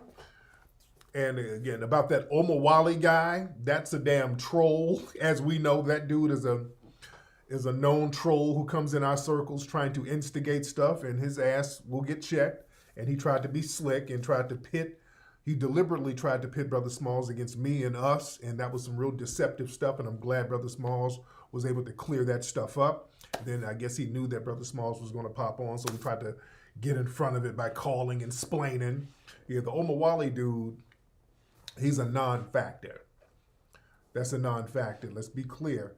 The folks who come around, because we ain't got no problem with folks from the immigrant community. We ain't got no problem with that. But cats who try to act on some tether stuff, who come around and try to pit us against each other and undermine us, yeah, we're not going for that. But shout out to Brother Smalls, bringing some wisdom to the game, bringing some experience to the game. No, Brother Smalls was talking some real talk. Yes, indeed. Yes, indeed. But, excuse me. But he spoke some real talk. He spoke some real talk. Like the haircut, shout out to the haircut. And my volume is not low. My volume is fine. My volume is fine, ladies and gentlemen. All right, so let's get into some other stuff that we were going to talk about. We got that out the way because there were a lot of tethers and ops trying to use Brother Small's words against me as if he wasn't clicked in with me and we weren't kidding. No, come on, man. Brother Smalls, we still like this. Let's be very clear. And you heard it from directly from our brother. You dig? And he shut down a lot of the tethers and haters. No tolerance for tethers and haters. Yeah? Yes, the volume is good. But, yeah. You know, we do a lot of good work out here, man. When you do the work, and, you know, Brother Smalls brought up something, and he brought it up, like Dr. Leonard Jeffries, who's another legend. Dr. Leonard Jeffries is another legend, and a lot of these elder scholars, when they go through stuff, man, they need assistance, and I help Brother Leonard Jeffries. I wasn't going to say nothing, but Brother Smalls brought it up, gave him some very significant financial help, and that's what we're supposed to be doing, man. We're supposed to be looking out for the people who drop that game on us. That's why, you know, I let my brother, there were some people who disagreed with our brother Smalls, but no. Professor Smalls is giving us way too much game. He got something to say, let that brother speak. That brother's given us and laced us with major game. You dig? Oh, yes, that Omar Wally dude about to make a whole bunch of videos. Yeah, that's a buster. Yeah, that's a guy, he's a straight up buster. That Omar Wally dude is a straight buster. He tried to be slick, and it didn't work. It backfired on his ass. Yeah, Hakeem Jeffries' uncle. Yeah, Hakeem Jeffries, the politician. Dr. Leonard Jeffries is his uncle. You know? You see?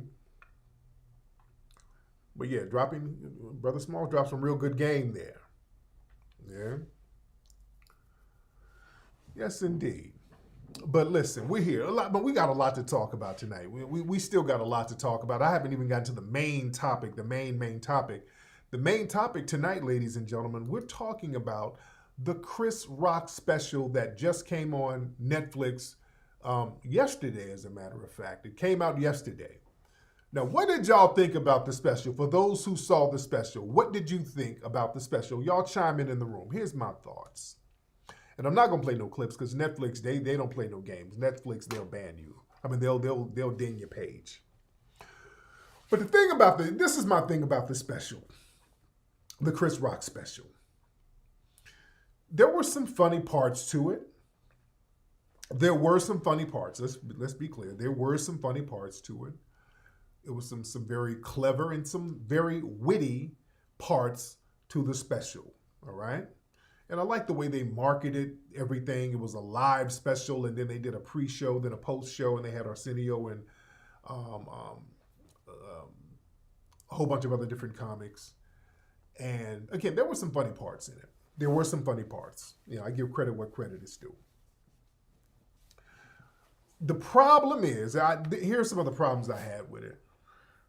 Chris Rock was low-key tap dancing for right-wing white audiences. Not just white audiences, right-wing white audiences. Some of the stuff that he was saying, some of it was kind of panderish. Now you're pandering to the white audience. JB Smooth, I love JB Smooth. He's very funny. And I like Chris, but that pandering to the white audience, there were a couple of things he said in there that I don't know.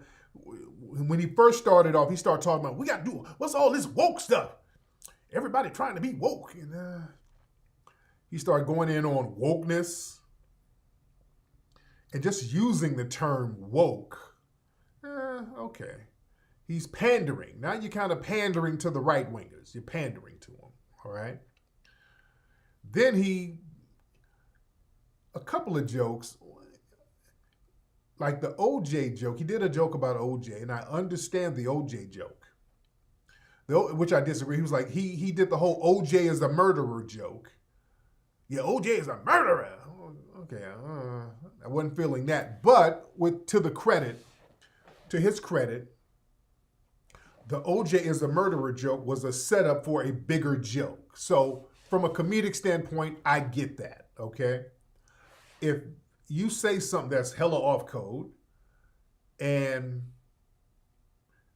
it goes into a bigger joke, okay, I get it. The OJ is a murderer thing, it went into a bigger Kardashian joke. And I'm not going to, get the punchline out, which is cool. Okay, I get that. I'll get that. Now, earlier on, he did a Michael Jackson joke that kind of fell flat, and it was just unnecessary. It was kind of an unnecessary joke about He like, R. Kelly and Michael did the same thing and the same crime. And you like R. Kelly because the music is something. It was something that kind of fell flat. I'm like, oh, okay, I wasn't feeling that. The Michael Jackson joint, Michael Jackson didn't do anything criminal. All right, Michael Jackson went to trial, and Michael Jackson was found not guilty. So Michael, that I don't like. I don't like when black comics get up there and toe the white supremacist line. I just don't like that. I don't like that because they're doing it to pander to white audiences. It's the only reason you're doing that. Michael Jackson didn't do anything to nobody. They proved that. Michael Jackson was followed by the damn FBI for years. Michael Jackson and OJ, they're both innocent. Yeah, he did some white jokes. Crack out, he'll do that. He'll do the obligatory cracker joke, cracker. But with black folks, he kind of goes in a little bit. Yeah, kind of, okay. It was a little tap dance-ish. Yeah, the Capitol joke. Yeah, he went on the Capitol rioters. That was funny. The Meghan Markle stuff was kind of funny, but the white media kind of ran with some of the stuff. He was like, well, Meghan Markle said that they were trying to see how black the baby is gonna be, and that ain't racism. That's in-law stuff. And now the white media is like, well, Chris Rock said that Meghan Markle didn't experience racism. So what he's now doing, I don't know if he's deliberately giving the white media cover for a lot of their racism, because a lot of white people back in the 90s when he did that Bring the Pain routine, which was his breakout comedy special, that's the one that made him a star, the Bring the Pain. I think that was the one, Bring the Pain in 96.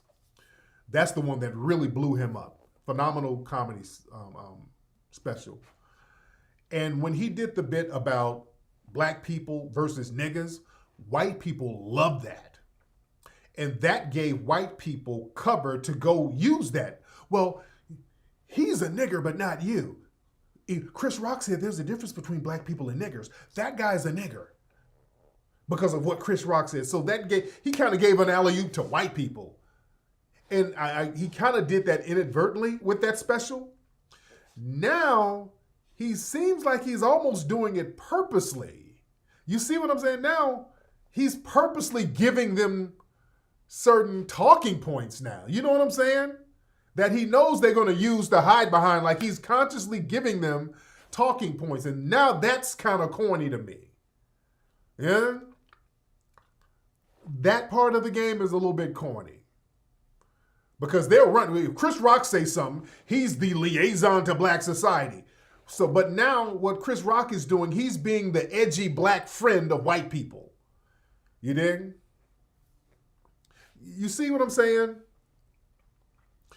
Yeah, you do.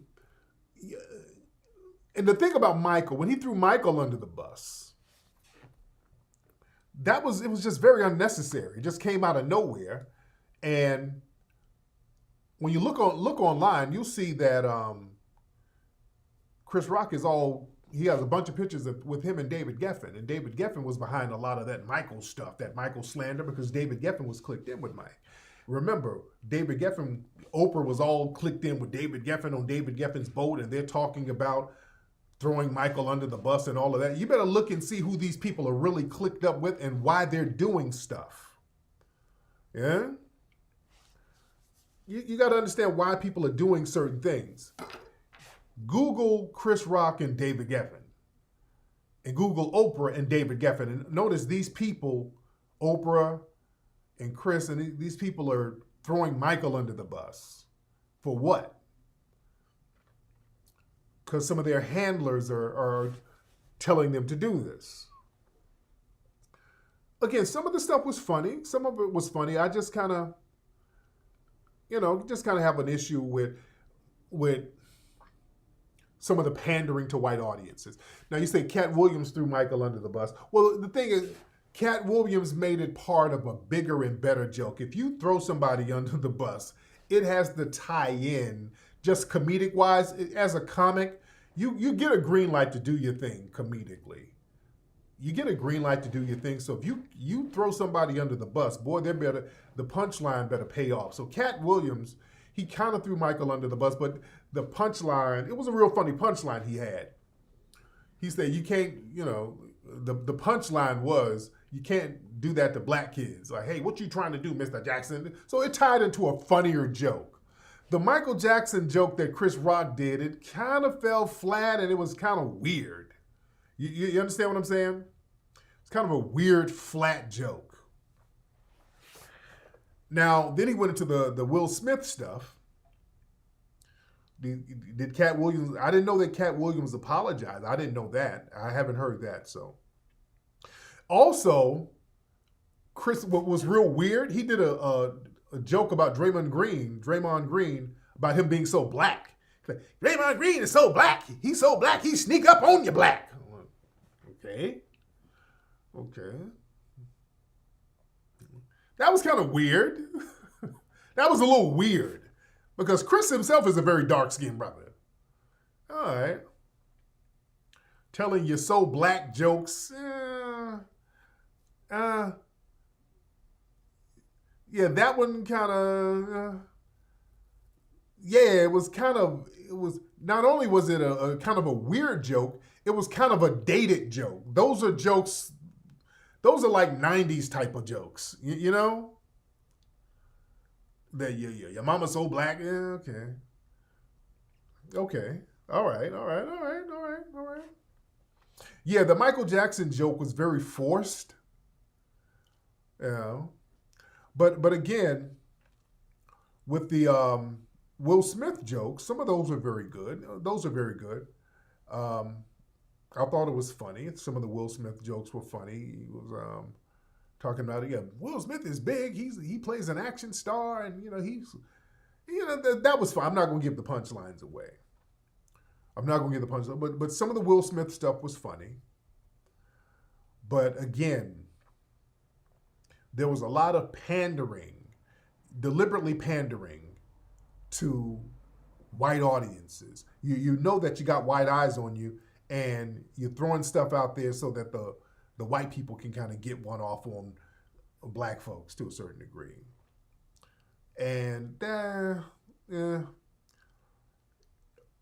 Chris is gonna have to watch that. You're gonna have to watch that as a comic. You got to be more in touch. I don't think Chris is really in touch with the grassroots like that. He's hanging around with, look, you can tell that Chris is hanging around with his white buddies a lot. Just like when he was hanging out with Louis C.K. and they were like using nigger, and they can say nigger around him. That was very cringy. Yeah? That was very cringy. But again, let's be clear. I'm gonna be fair. Some of the stuff was funny. Some of the stuff, he got some good ones in. Yeah, the Draymond joke about him being so black, I'm like, oh, okay. Wow, okay. And then he said something during the end of the special, like, people were like, well, how come you didn't hit Chris? I mean, how come you didn't hit Will Smith back?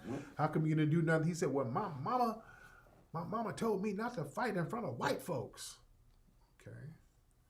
Okay. And that was like one of his big grand finales. But I'm like, okay, you telling you so black jokes around white folks? Okay. All right.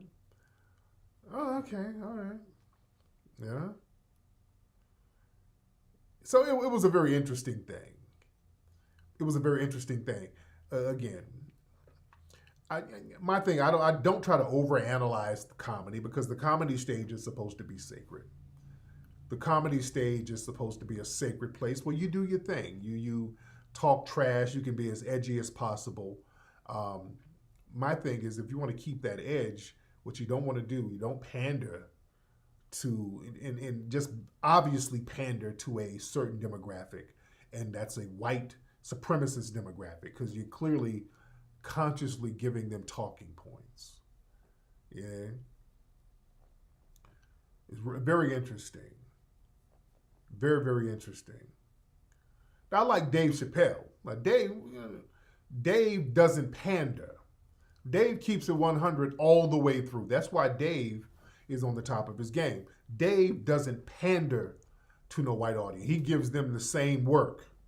You dig? And Dave, he's codified with his comedy. You know, even Dave might take jabs at black sensibilities, but he's still codified. He's still on code. You know what I'm saying? Dave ain't gonna give white audiences or white listeners an alley-oop to be used against black society. You know what I'm saying? Dave is not gonna give them that.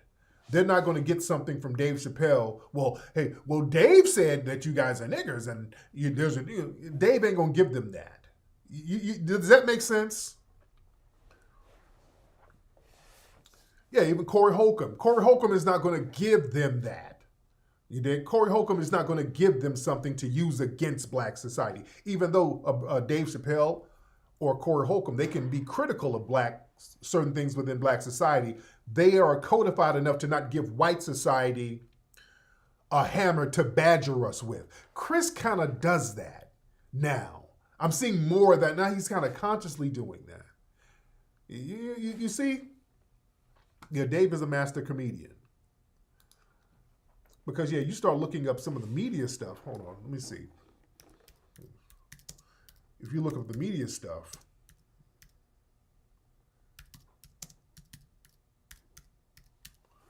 I'm trying to look up some stuff about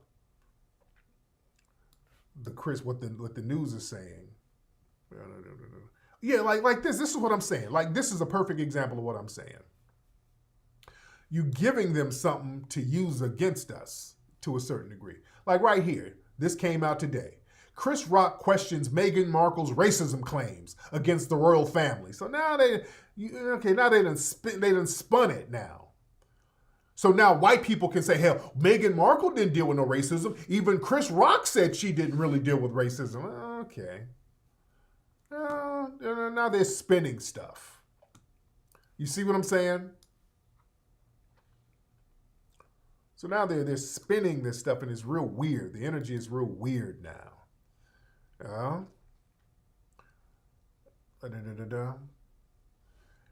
Another one from the Telegraph. So they're running with this stuff. Yeah, they're running with Chris Rock. When the white media gets this stuff and they're using it like this. Chris Rock, wait. Chris Rock pokes fun at Duchess of Sussex royal family racism claims. Meghan's allegations about comments over her son's skin tone becomes the butt of comedians' jokes. So now they're using Chris Rock to discredit Meghan Markle now. You see what I'm saying? That's what I'm talking about. Little stuff like that is, can't co-sign that. Hold on, let me see some more stuff. Says, yeah, they're using this stuff against us now. I'm looking at some more. Chris Rock. Okay, hold on. 1 second. I'm going to look up some more stuff on the media, see what they're saying. Hold on 1 second. Let me just pull some of this stuff up and kind of look at the last 24 hours. Selective outrage. Let me see, Lola School. I'm trying to look up some brand bashing rampage. Live special still hurts. Okay, so basically it's gonna be kind of hard to look up some of this stuff. But yeah, like I said, yeah, they're really spinning the stuff now. They're spinning a lot of the stuff. Yeah, he called them the original racists. Yeah, he went in on them, but that's not the headline they're gonna run with. You know, viral black trauma. Yeah, so they're using him as a proxy now. Yeah, I miss Paul Mooney too. And again, I'm not trying to denigrate Chris Rock. I'm because I like Chris Rock and I think Chris Rock is funny. I think Chris Rock is very witty. I think a lot of the special was very clever. I just think that it's getting into pandering with the whole stuff about wokeness, and now you're pandering to the white audience, and you don't want to go that route. You don't want to go that route. Check out the New York Post. What did it say? Hold on. Let me see something. New York let me check out the New York Post. Let's see what they say. Some bitch ass ish. Okay. The New York Post. Let me see. That's some bitch ass ish. Chris Rock blasts Will Smith over Oscar slap. Okay. So, again, there's a lot of, mixed feelings about the special. Some people didn't like it. Some people said it was Some people were very offended. Black folks were very offended by it. I don't think it really offended white people. White people, they didn't get too offended by, because he attacked the royal family, but that's like an empire of people. He attacked the rioters from January 6th, but these are like white radicals. You dig? So, but he was, he kind of went in on, certain prominent or distinguished black folks. It was a real interesting thing. But yeah, that whole thing of that woke thing where he's using the term woke like the right-wing white people use the term woke. Like, he got $40 million for it. Yeah, I know they gave him a nice chunk of change for that special. I believe it. He got $40 million. So, yeah, so now he's like, if I get $40 million, I'm going to do some pandering, How much did Dave get? Dave didn't pander. Dave wasn't pandering, Dave got the same amount, didn't he? And Dave didn't do no pandering. I know he's a comedian. I get it. I get that. But, you got to stay edgy for real. Yeah?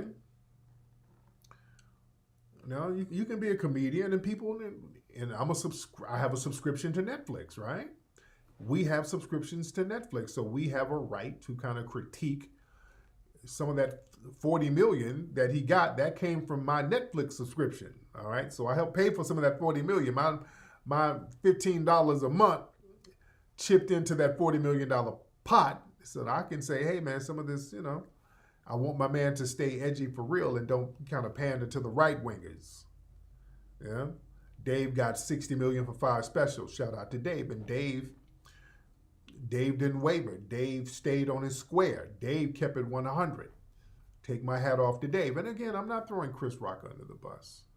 Not throwing Chris under the bus. Shout out to Chris. And and I know Chris's brother Tony. Tony's a very, very funny comic. No, Chris is funny. But yeah, that 40 million say, ooh, I got a panda. He got a panda a little bit. Yeah. You dig? Chappelle's show grossed over 300 million and gave Dave 40 million. Yeah. Yes, indeed. But what else is going on out here in the media right now? Family, speaking of white supremacists, guys, have y'all seen all these train derailments that's happening all over the country? Have y'all noticed that? There's train derailments popping off everywhere. Every other day there's a trail derailment. Family, is this the work of these white supremacists? Because remember, these white supremacists, they've been sitting around plotting on destroying infrastructure around the country, but they keep getting caught. I know out there in Maryland, there were some white supremacists that were going to mess with some electrical grids and water supplies, and they're finding these white supremacist groups who are going to go out here and sabotage different structures, right? So now these different buildings are catching on fire. These factories keep catching on fire. And in Ohio, where there's a bunch of white supremacists out there. These trains are just popping off the damn tracks, right? With chemicals. Come on, are these coincidences, guys? I don't know. I don't know if these are a bunch of coincidences happening out here. Yeah? And the thing is, the media, they don't want to say if it is a white supremacist group doing this. They don't want to say because, see, the propaganda is what the white supremacists want. They want to, it's terrorism. That's what terrorism is. You create an egregious act on some type of public infrastructure so that the public will be outraged and afraid. And when people are afraid, they start panicking and they start acting irrational, and that's a problem. And what they don't want, just like with these weather balloons that's up in the air, they downplayed it because they didn't want to get any propaganda mileage out of it. Because those weather balloons floating around those nuclear plants and those nuclear weapon places in the Midwest, that was designed to create terrorism, to get us scared. With these spy balloons tracking the movements. So they downplayed them. They don't want us to get panicked. They don't want the propaganda of like a 9/11. Remember, when they flew planes in the World Trade Center, that scared the shit out of the whole country. You know, that was terrorism, and that it caused terror. You know, that changed the whole game.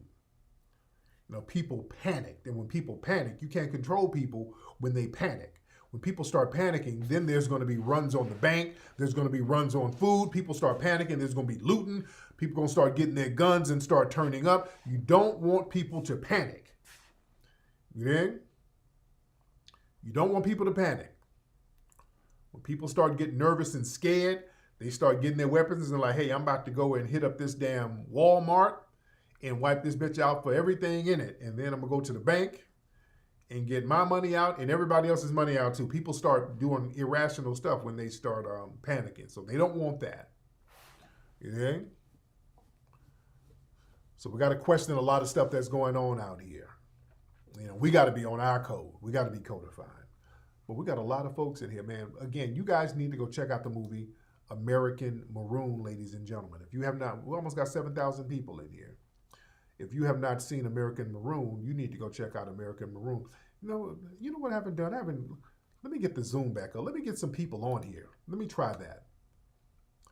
Let me get some people on here. I haven't done that in a long time. Let me get a couple of people on here. Let me share the Zoom link with y'all real quick. Hold on one second. Where we at? Let me get the Zoom. Let me put the Zoom link up here real quick and get some of y'all in here. Who wants to hop on real quick? Hop on live. This is the Zoom link right here, guys. Y'all see what I just typed in? The Tariq Radio? That's the Zoom link. Hop in real quick. Some of y'all hop in. Let me see what's going on with y'all. And again, we're going to have an event out here in Los Angeles at the Hidden History Museum. Shout out to everybody who's contributing to the museum. We're going to have an event at the museum March 25th, Saturday, similar to what we had with the grand opening. This is going to be a little later in the evening. We're going to have the food out for everybody. Let me know what kind of food you guys would like. We're going to have a comedy night. Some of my comics out here in LA, I want to get some up-and-coming comics and have them come through and have them do their thing. Hit me up. Email me. You can email me kflexforlife@yahoo.com or info@tariqelite.com. info@tariqelite.com. Let's see who's in the room here. Let's get Katrina. Who is this person? I'm going to get some of y'all in here. Katrina? Hop on, Katrina. Where you at, dear? Uh-oh. Oh, Katrina, turn your camera on. Where you at, Katrina? All right, Katrina, turn your camera on, ma'am. Ask to start video. Start your video, Katrina. Let me get some more of these folks in here. We got a lot of folks trying to get in. Haven't done this in a while. Let folks in. Hop on. Let me get some of y'all in here. Let's see. Katrina, you want to turn your camera on? All right. She don't know how to use her camera. Let's get who is Nappy? And I wish I could screen people because I don't want nobody to come up and spread their butt cheeks or something, do something weird when I let them in. Because you got people who do stuff like that now. All right, let's get Libby P. All right, who is it? This is Nappy. What's up, Nappy? Uh-oh. Hold on, let me get him in here. What's up, Nappy? What's going on, Tariq? What's up? How are you? There we go. Let me go. What's that? Where you at, Nappy? You can see me. I look, Tariq, I love you. Yes, ma'am. But I got a little bone to pick with you real quick. What's that, dear? And by the way, why is it so dark in your spot? You look like you're in a because of my forehead. You got me shamed by my forehead. That's why. Oh Lord. So And I'm a whole real African American, and you be having. Let me tell you what happened to me. I went to the laundromat the other day. Yes, I was listening to some Laviana, some African music, and I happened to listen to some Baby, and some Africans started ranking on me, talking about your forehead too big to be listening to Baby because of you. Lord, well, how big is your forehead, dear? Let me see it. I'm not gonna let you see it. Now, are you full FBA? Are you full FBA? Oh, Lord. Well, hold on. Whoa, Lord. Wait a minute. Lord, sweetie. Let me see that. I'm not going to let you see. You don't hurt me. Oh, okay. You don't hurt me. No, hold on. Hold on. What happened? Hold on. Wait, that's not a regular forehead. What happened, baby? Do you have alopecia? What happened? That is a regular. My forehead is beautiful to read. Oh, Lord. Okay. What happened, dear? Why don't you have hair up there? What happened? Why do you talk about the forehead like that when you know some African Americans got a big forehead? Why you do that? That's beyond a big forehead, ma'am. You have a whole cul-de-sac in your head. That's just see how you do. What happened? What happened, dear? What happened to your hair? What happened? Something happened. That's something different. What happened? You know what? I'm a Cancer. You don't hurt me. I can't do it. I got to go. Oh, you mean you got cancer and lost your hair? What happened? No, it's the forehead. It's all about the forehead. Sweetie, you killed it with the forehead. You healed. I want to shout. I'm shouting out for the forehead people, the African Americans with big foreheads. You gonna stop hurting us too. Now you gonna consider our love. Oh, sister, when did you lose your hair on the top, sweetie? I ain't never lost it. You gonna stop it now. You gonna give us some love. You gonna. I'm giving you love. I want to kiss that forehead. I just want to understand why it's so. Thank you. You kiss the forehead. That's right. We're gonna leave it on that. You have a good night. All right, man. Don't get ahead of yourself. All right. Thank you, sister. I won't. I try not to. Yes, indeed. Lord, hold on. Wait a minute. That wasn't normal. Wait a minute. What kind of forehead was that? Wait. All of this was gone. Okay, what was that about? Did she use some some chemicals? Did she use the wrong relaxer? That ain't just you got a big forehead. Ma'am, you lost your hair. And look, I'm not trying to be mean-spirited. I can get you a divestment wig or something, but just let me know what's going on with you, ma'am.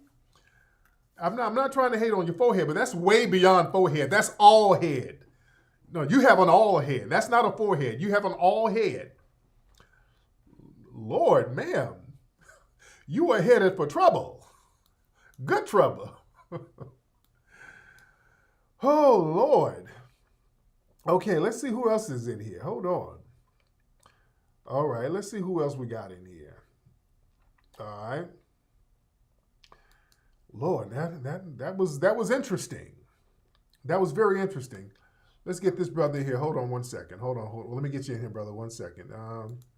What's up, brother? How are you, sir? Turn your microphone on, sir. You unmute yourself, sir. Okay, brother, y'all got to unmute yourself. All right, there you go. Okay. Yeah, unmute yourself. The brother looked like he got his hair braided where she lost her hair. Okay. All right, let me get a couple more people in here. Oh, Lord.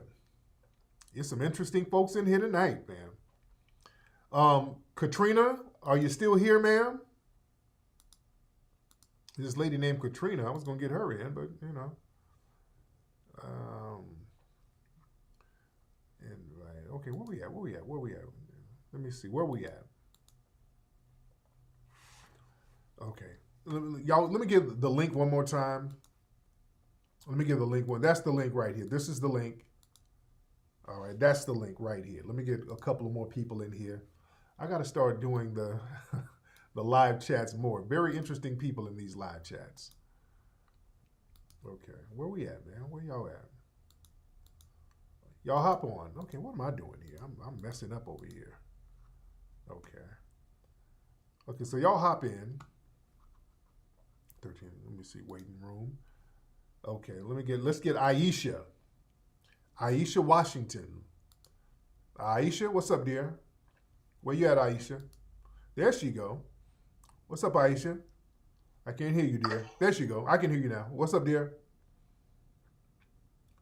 Am I live? There you're live. How are you, Aisha? Is this the big forehead night?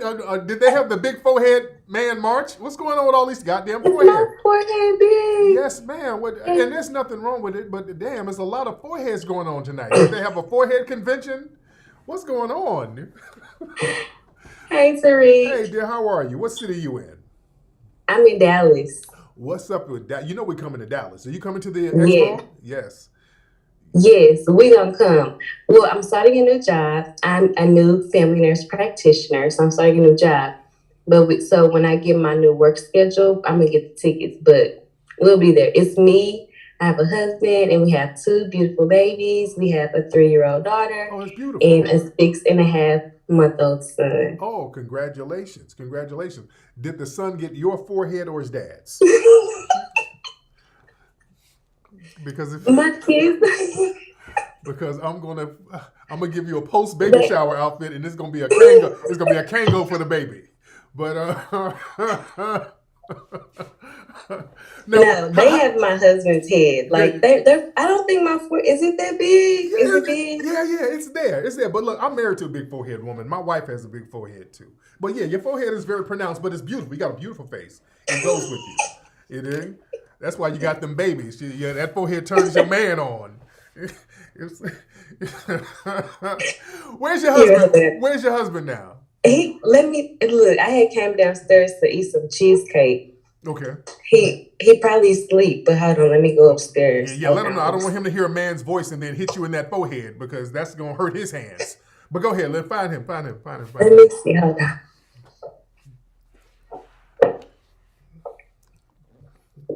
Oh, he's still up. He's up. Okay, yeah, let's holler at him. Let's see what he's doing. Honey, I'm live. I'm on Tariq broadcast. Oh. He went to say. Oh. What's up, player? What's going on, brother? What's up with you, player? How you doing, bro? He's telling my forehead.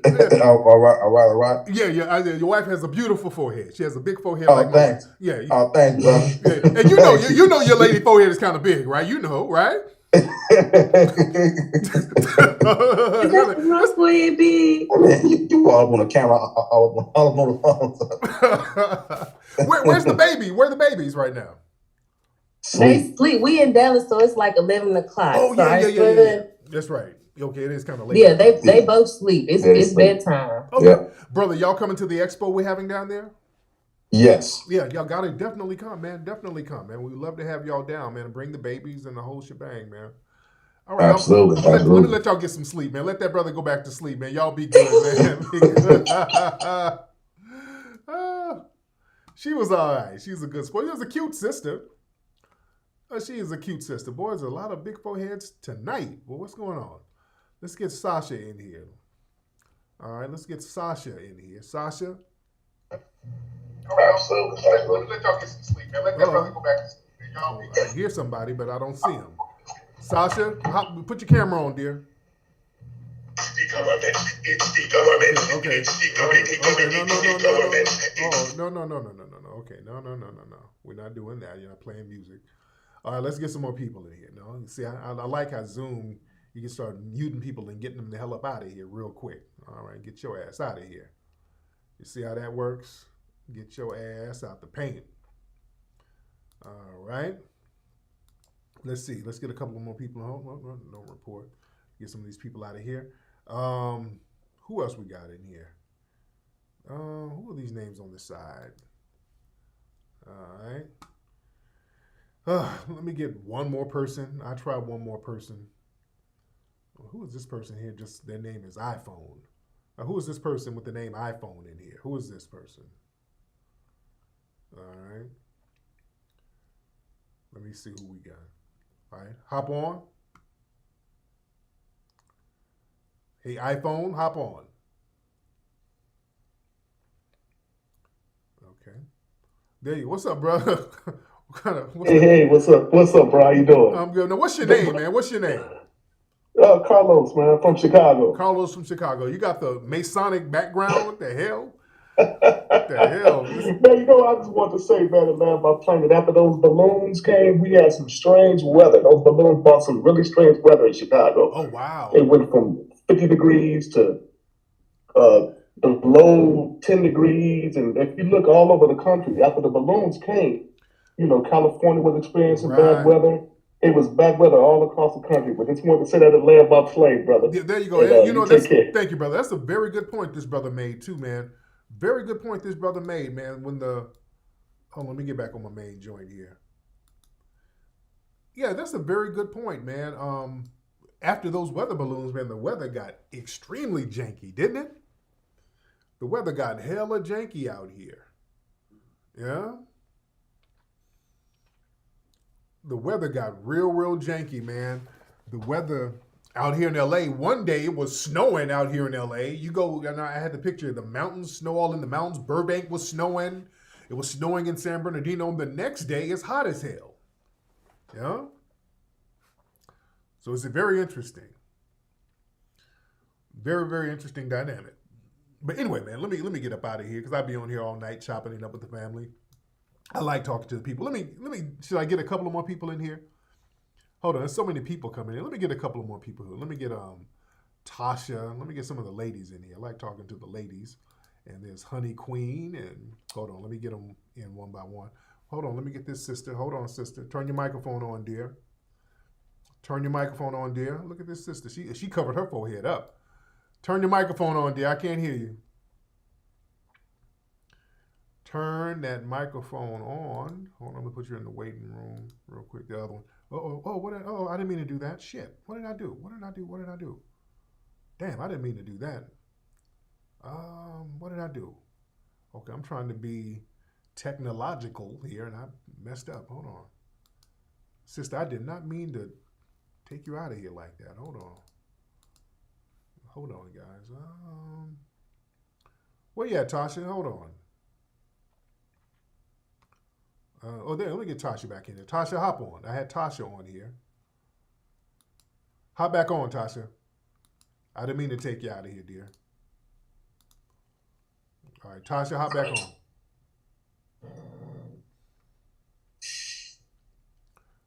All right, Tasha, where you at, dear? Turn your camera back on. I hear you, but I can't see you. Okay. All right, turn the camera on, dear. There you go. Okay, there you go. There's another woman. Oh, I'm confused. Don't start with my forehead. There you go. You got it covered up. You put at least you had sense enough to put a bang on top of that motherfucker. Yeah, I said, there you go. Don't do that to mine. But yeah, I said, nope, I'm gonna cover mine up. I'm gonna put these curls down. I had a back. I said, no. Boy, this is big forehead night tonight. What city you in, dear? I'm in Baltimore, Maryland now, but I'm from Brooklyn, New York. Oh, cool. How long you been out there in Baltimore? Like 2 years now, something like that. Cool. What kind of work you do out there, dear? I've been doing. I was working for the post office, but we ain't gonna talk about that right now. All right, let me get a couple more folks. Thank you so much, beloved. Let me get this sister Take care. Okay. Thank you, dear. What am I doing? What am I doing here? What am I doing? Okay, hold on. There we go. All right, now this is Honey Queen. Honey Queen, turn your microphone on. Hello? There you go. Can you hear me? I can hear you. You're kind of muffled, but I can hear you. Yes, hi. How you doing? I'm good. Why is the sound so janky? It's very janky. Are you you delivering Uber? What are you doing, dear? What are you doing? No, I'm washing some clothes. You washing clothes? Yes. Lord, how many clothes you have, dear? You running away from somewhere. Where are you coming from? You washing everybody's clothes in the projects. Well, there's a lot of clothes in the back. Damn, there's a lot of clothes back there. Lord. Yeah, I'm washing my linen. Okay. What city you in, dear? I'm in LA. Congratulations on your museum. Oh, good. Are you coming to the museum? Yes. I'm actually Honey. I have the Tennessee peace sign on. You have what? I can't hear shit you saying, sweetie. You got what? Can you hear me now? Yeah, much better. Much better. Much better. Okay. My apologies. Yeah. I said congratulations on your museum. That's exceptional. Thank you so much. It's so beautiful. Thank you. Yes. And right around the way, I'm Honey Queen Lemonade. We met years ago at the Long Beach conference. Oh, did you have the drinks? Yes. Oh, I remember you. Yeah, I used to drink them damn lemonades. They were so delicious. Do you still make those? Yes, sir. We actually opened up a store right around the Mert Park. Oh, cool. That's beautiful. You need to come down and bring some of your stuff to. I would love that. I would love that. Now, Absolutely. Now, honey queen, where are you from originally, dear? I'm from Los Angeles originally. Okay. Cool. Yes. How long you been out there? Do you live in Leimert Park or do you live in Long Beach? Where do you live? Well, actually, I live in the Valley. I live in Reseda. Okay, cool. Y'all here by me. Now, why are you covering that forehead? Do you have a big forehead, dear? Is it big forehead? No, I don't. Okay. I don't have a big forehead. No, it's not that. It's a little pronounced, but it's not that big. It's cool. It's cool. Oh goodness. No, I'm just washing my clothes, and I just ran out, so I just threw something on. But I love your work, and I really appreciate what you do for the community. I appreciate you. The guys in the room said you're very cute. The guys in the room are choosing on you, honey queen. They want to know, do you have a dude? Do you have a dude? Yeah. Okay. Well, why were you so hesitant to claim your dude? Why were you so hesitant to claim him? Because it's complicated right now. Oh, but, Lord. yeah. Well, it is complicated because you out here washing clothes by your damn self, and it is complicated. Yes, okay. But thank you so much. I appreciate the compliment. Yes, indeed. Look, yes. we got an event happening at the museum March 25th. You got to come through, dear. You got to come. I would love that. I would love to come through. How should I contact you? Email me. I'm right around the corner. We're 4343 Crenshaw. Oh yeah, you're right. You're literally 2 minutes away from where we are. Email me. Email me because I want to talk to you about your lemonades and possibly having your lemonades being sold in our museum.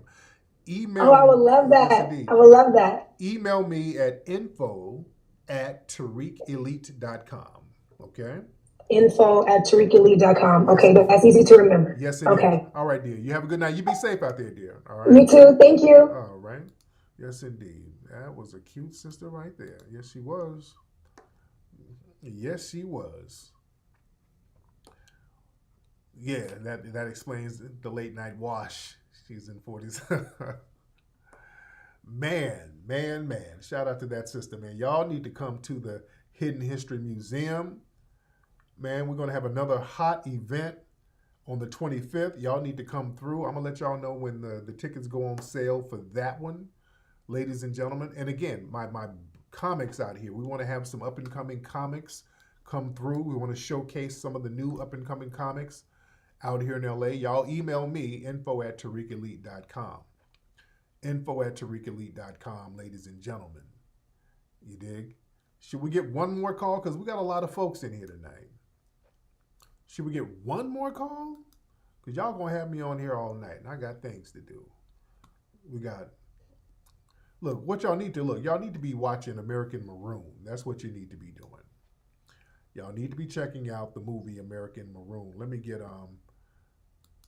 Carissa in here. There's a sister named Carissa. Let me get her in here. Carissa. There she go.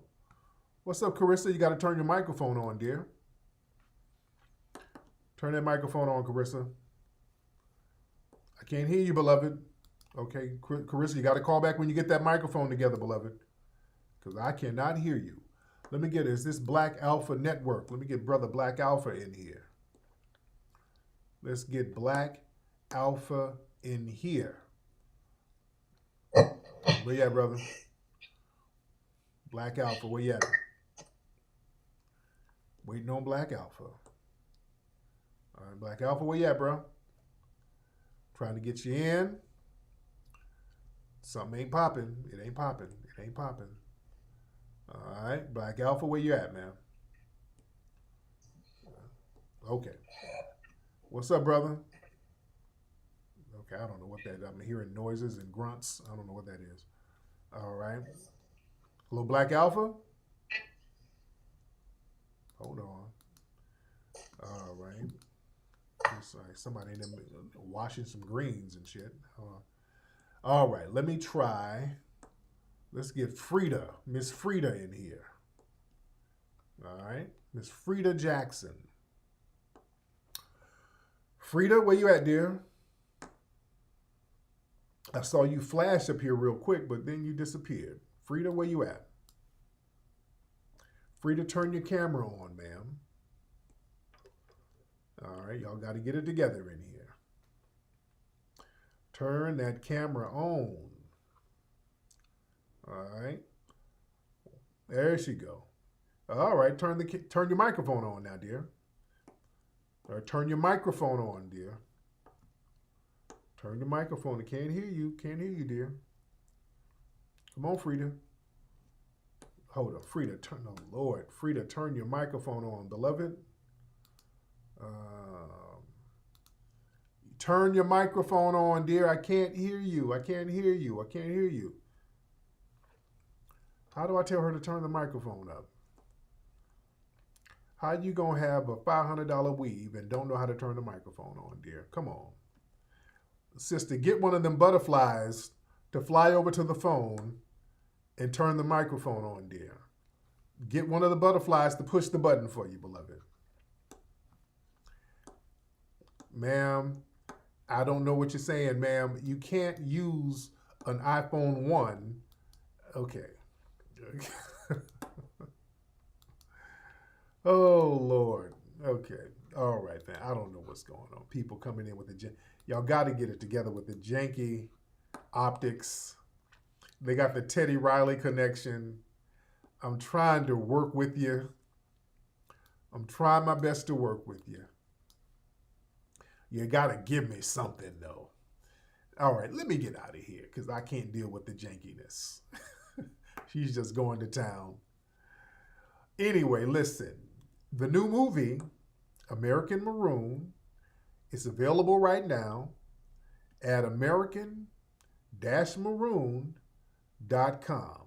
American-Maroon.com, ladies and gentlemen. Go get the movie American Maroon, man. Phenomenal film. Shout out to Baba James Small, who called up earlier, bringing some good game and some good clarity to the conversation. Shout out to you guys. Don't forget, we got another event happening here in LA at the Hidden History Museum. March 25th, that's a Saturday. Y'all hit me up if y'all want to come through. Let me know what kind of food you guys want this time. Let me know what you guys want to eat. People are still talking about how delicious the food was from the last event we had a few weeks ago. All right. We're going to have another phenomenal event. And we're going to keep having events every month. Phenomenal networking events. And you guys can contribute and donate to the Hidden History Museum. And I want everybody here. There's, 7,000 people here. Go to hiddenhistorymuseum.com. Just put a little something on it. Do a monthly donation. Do the recurring donation once a month. That would be great to help us keep this thing going. hiddenhistorymuseum.com. Anyway, y'all, I'm out of here.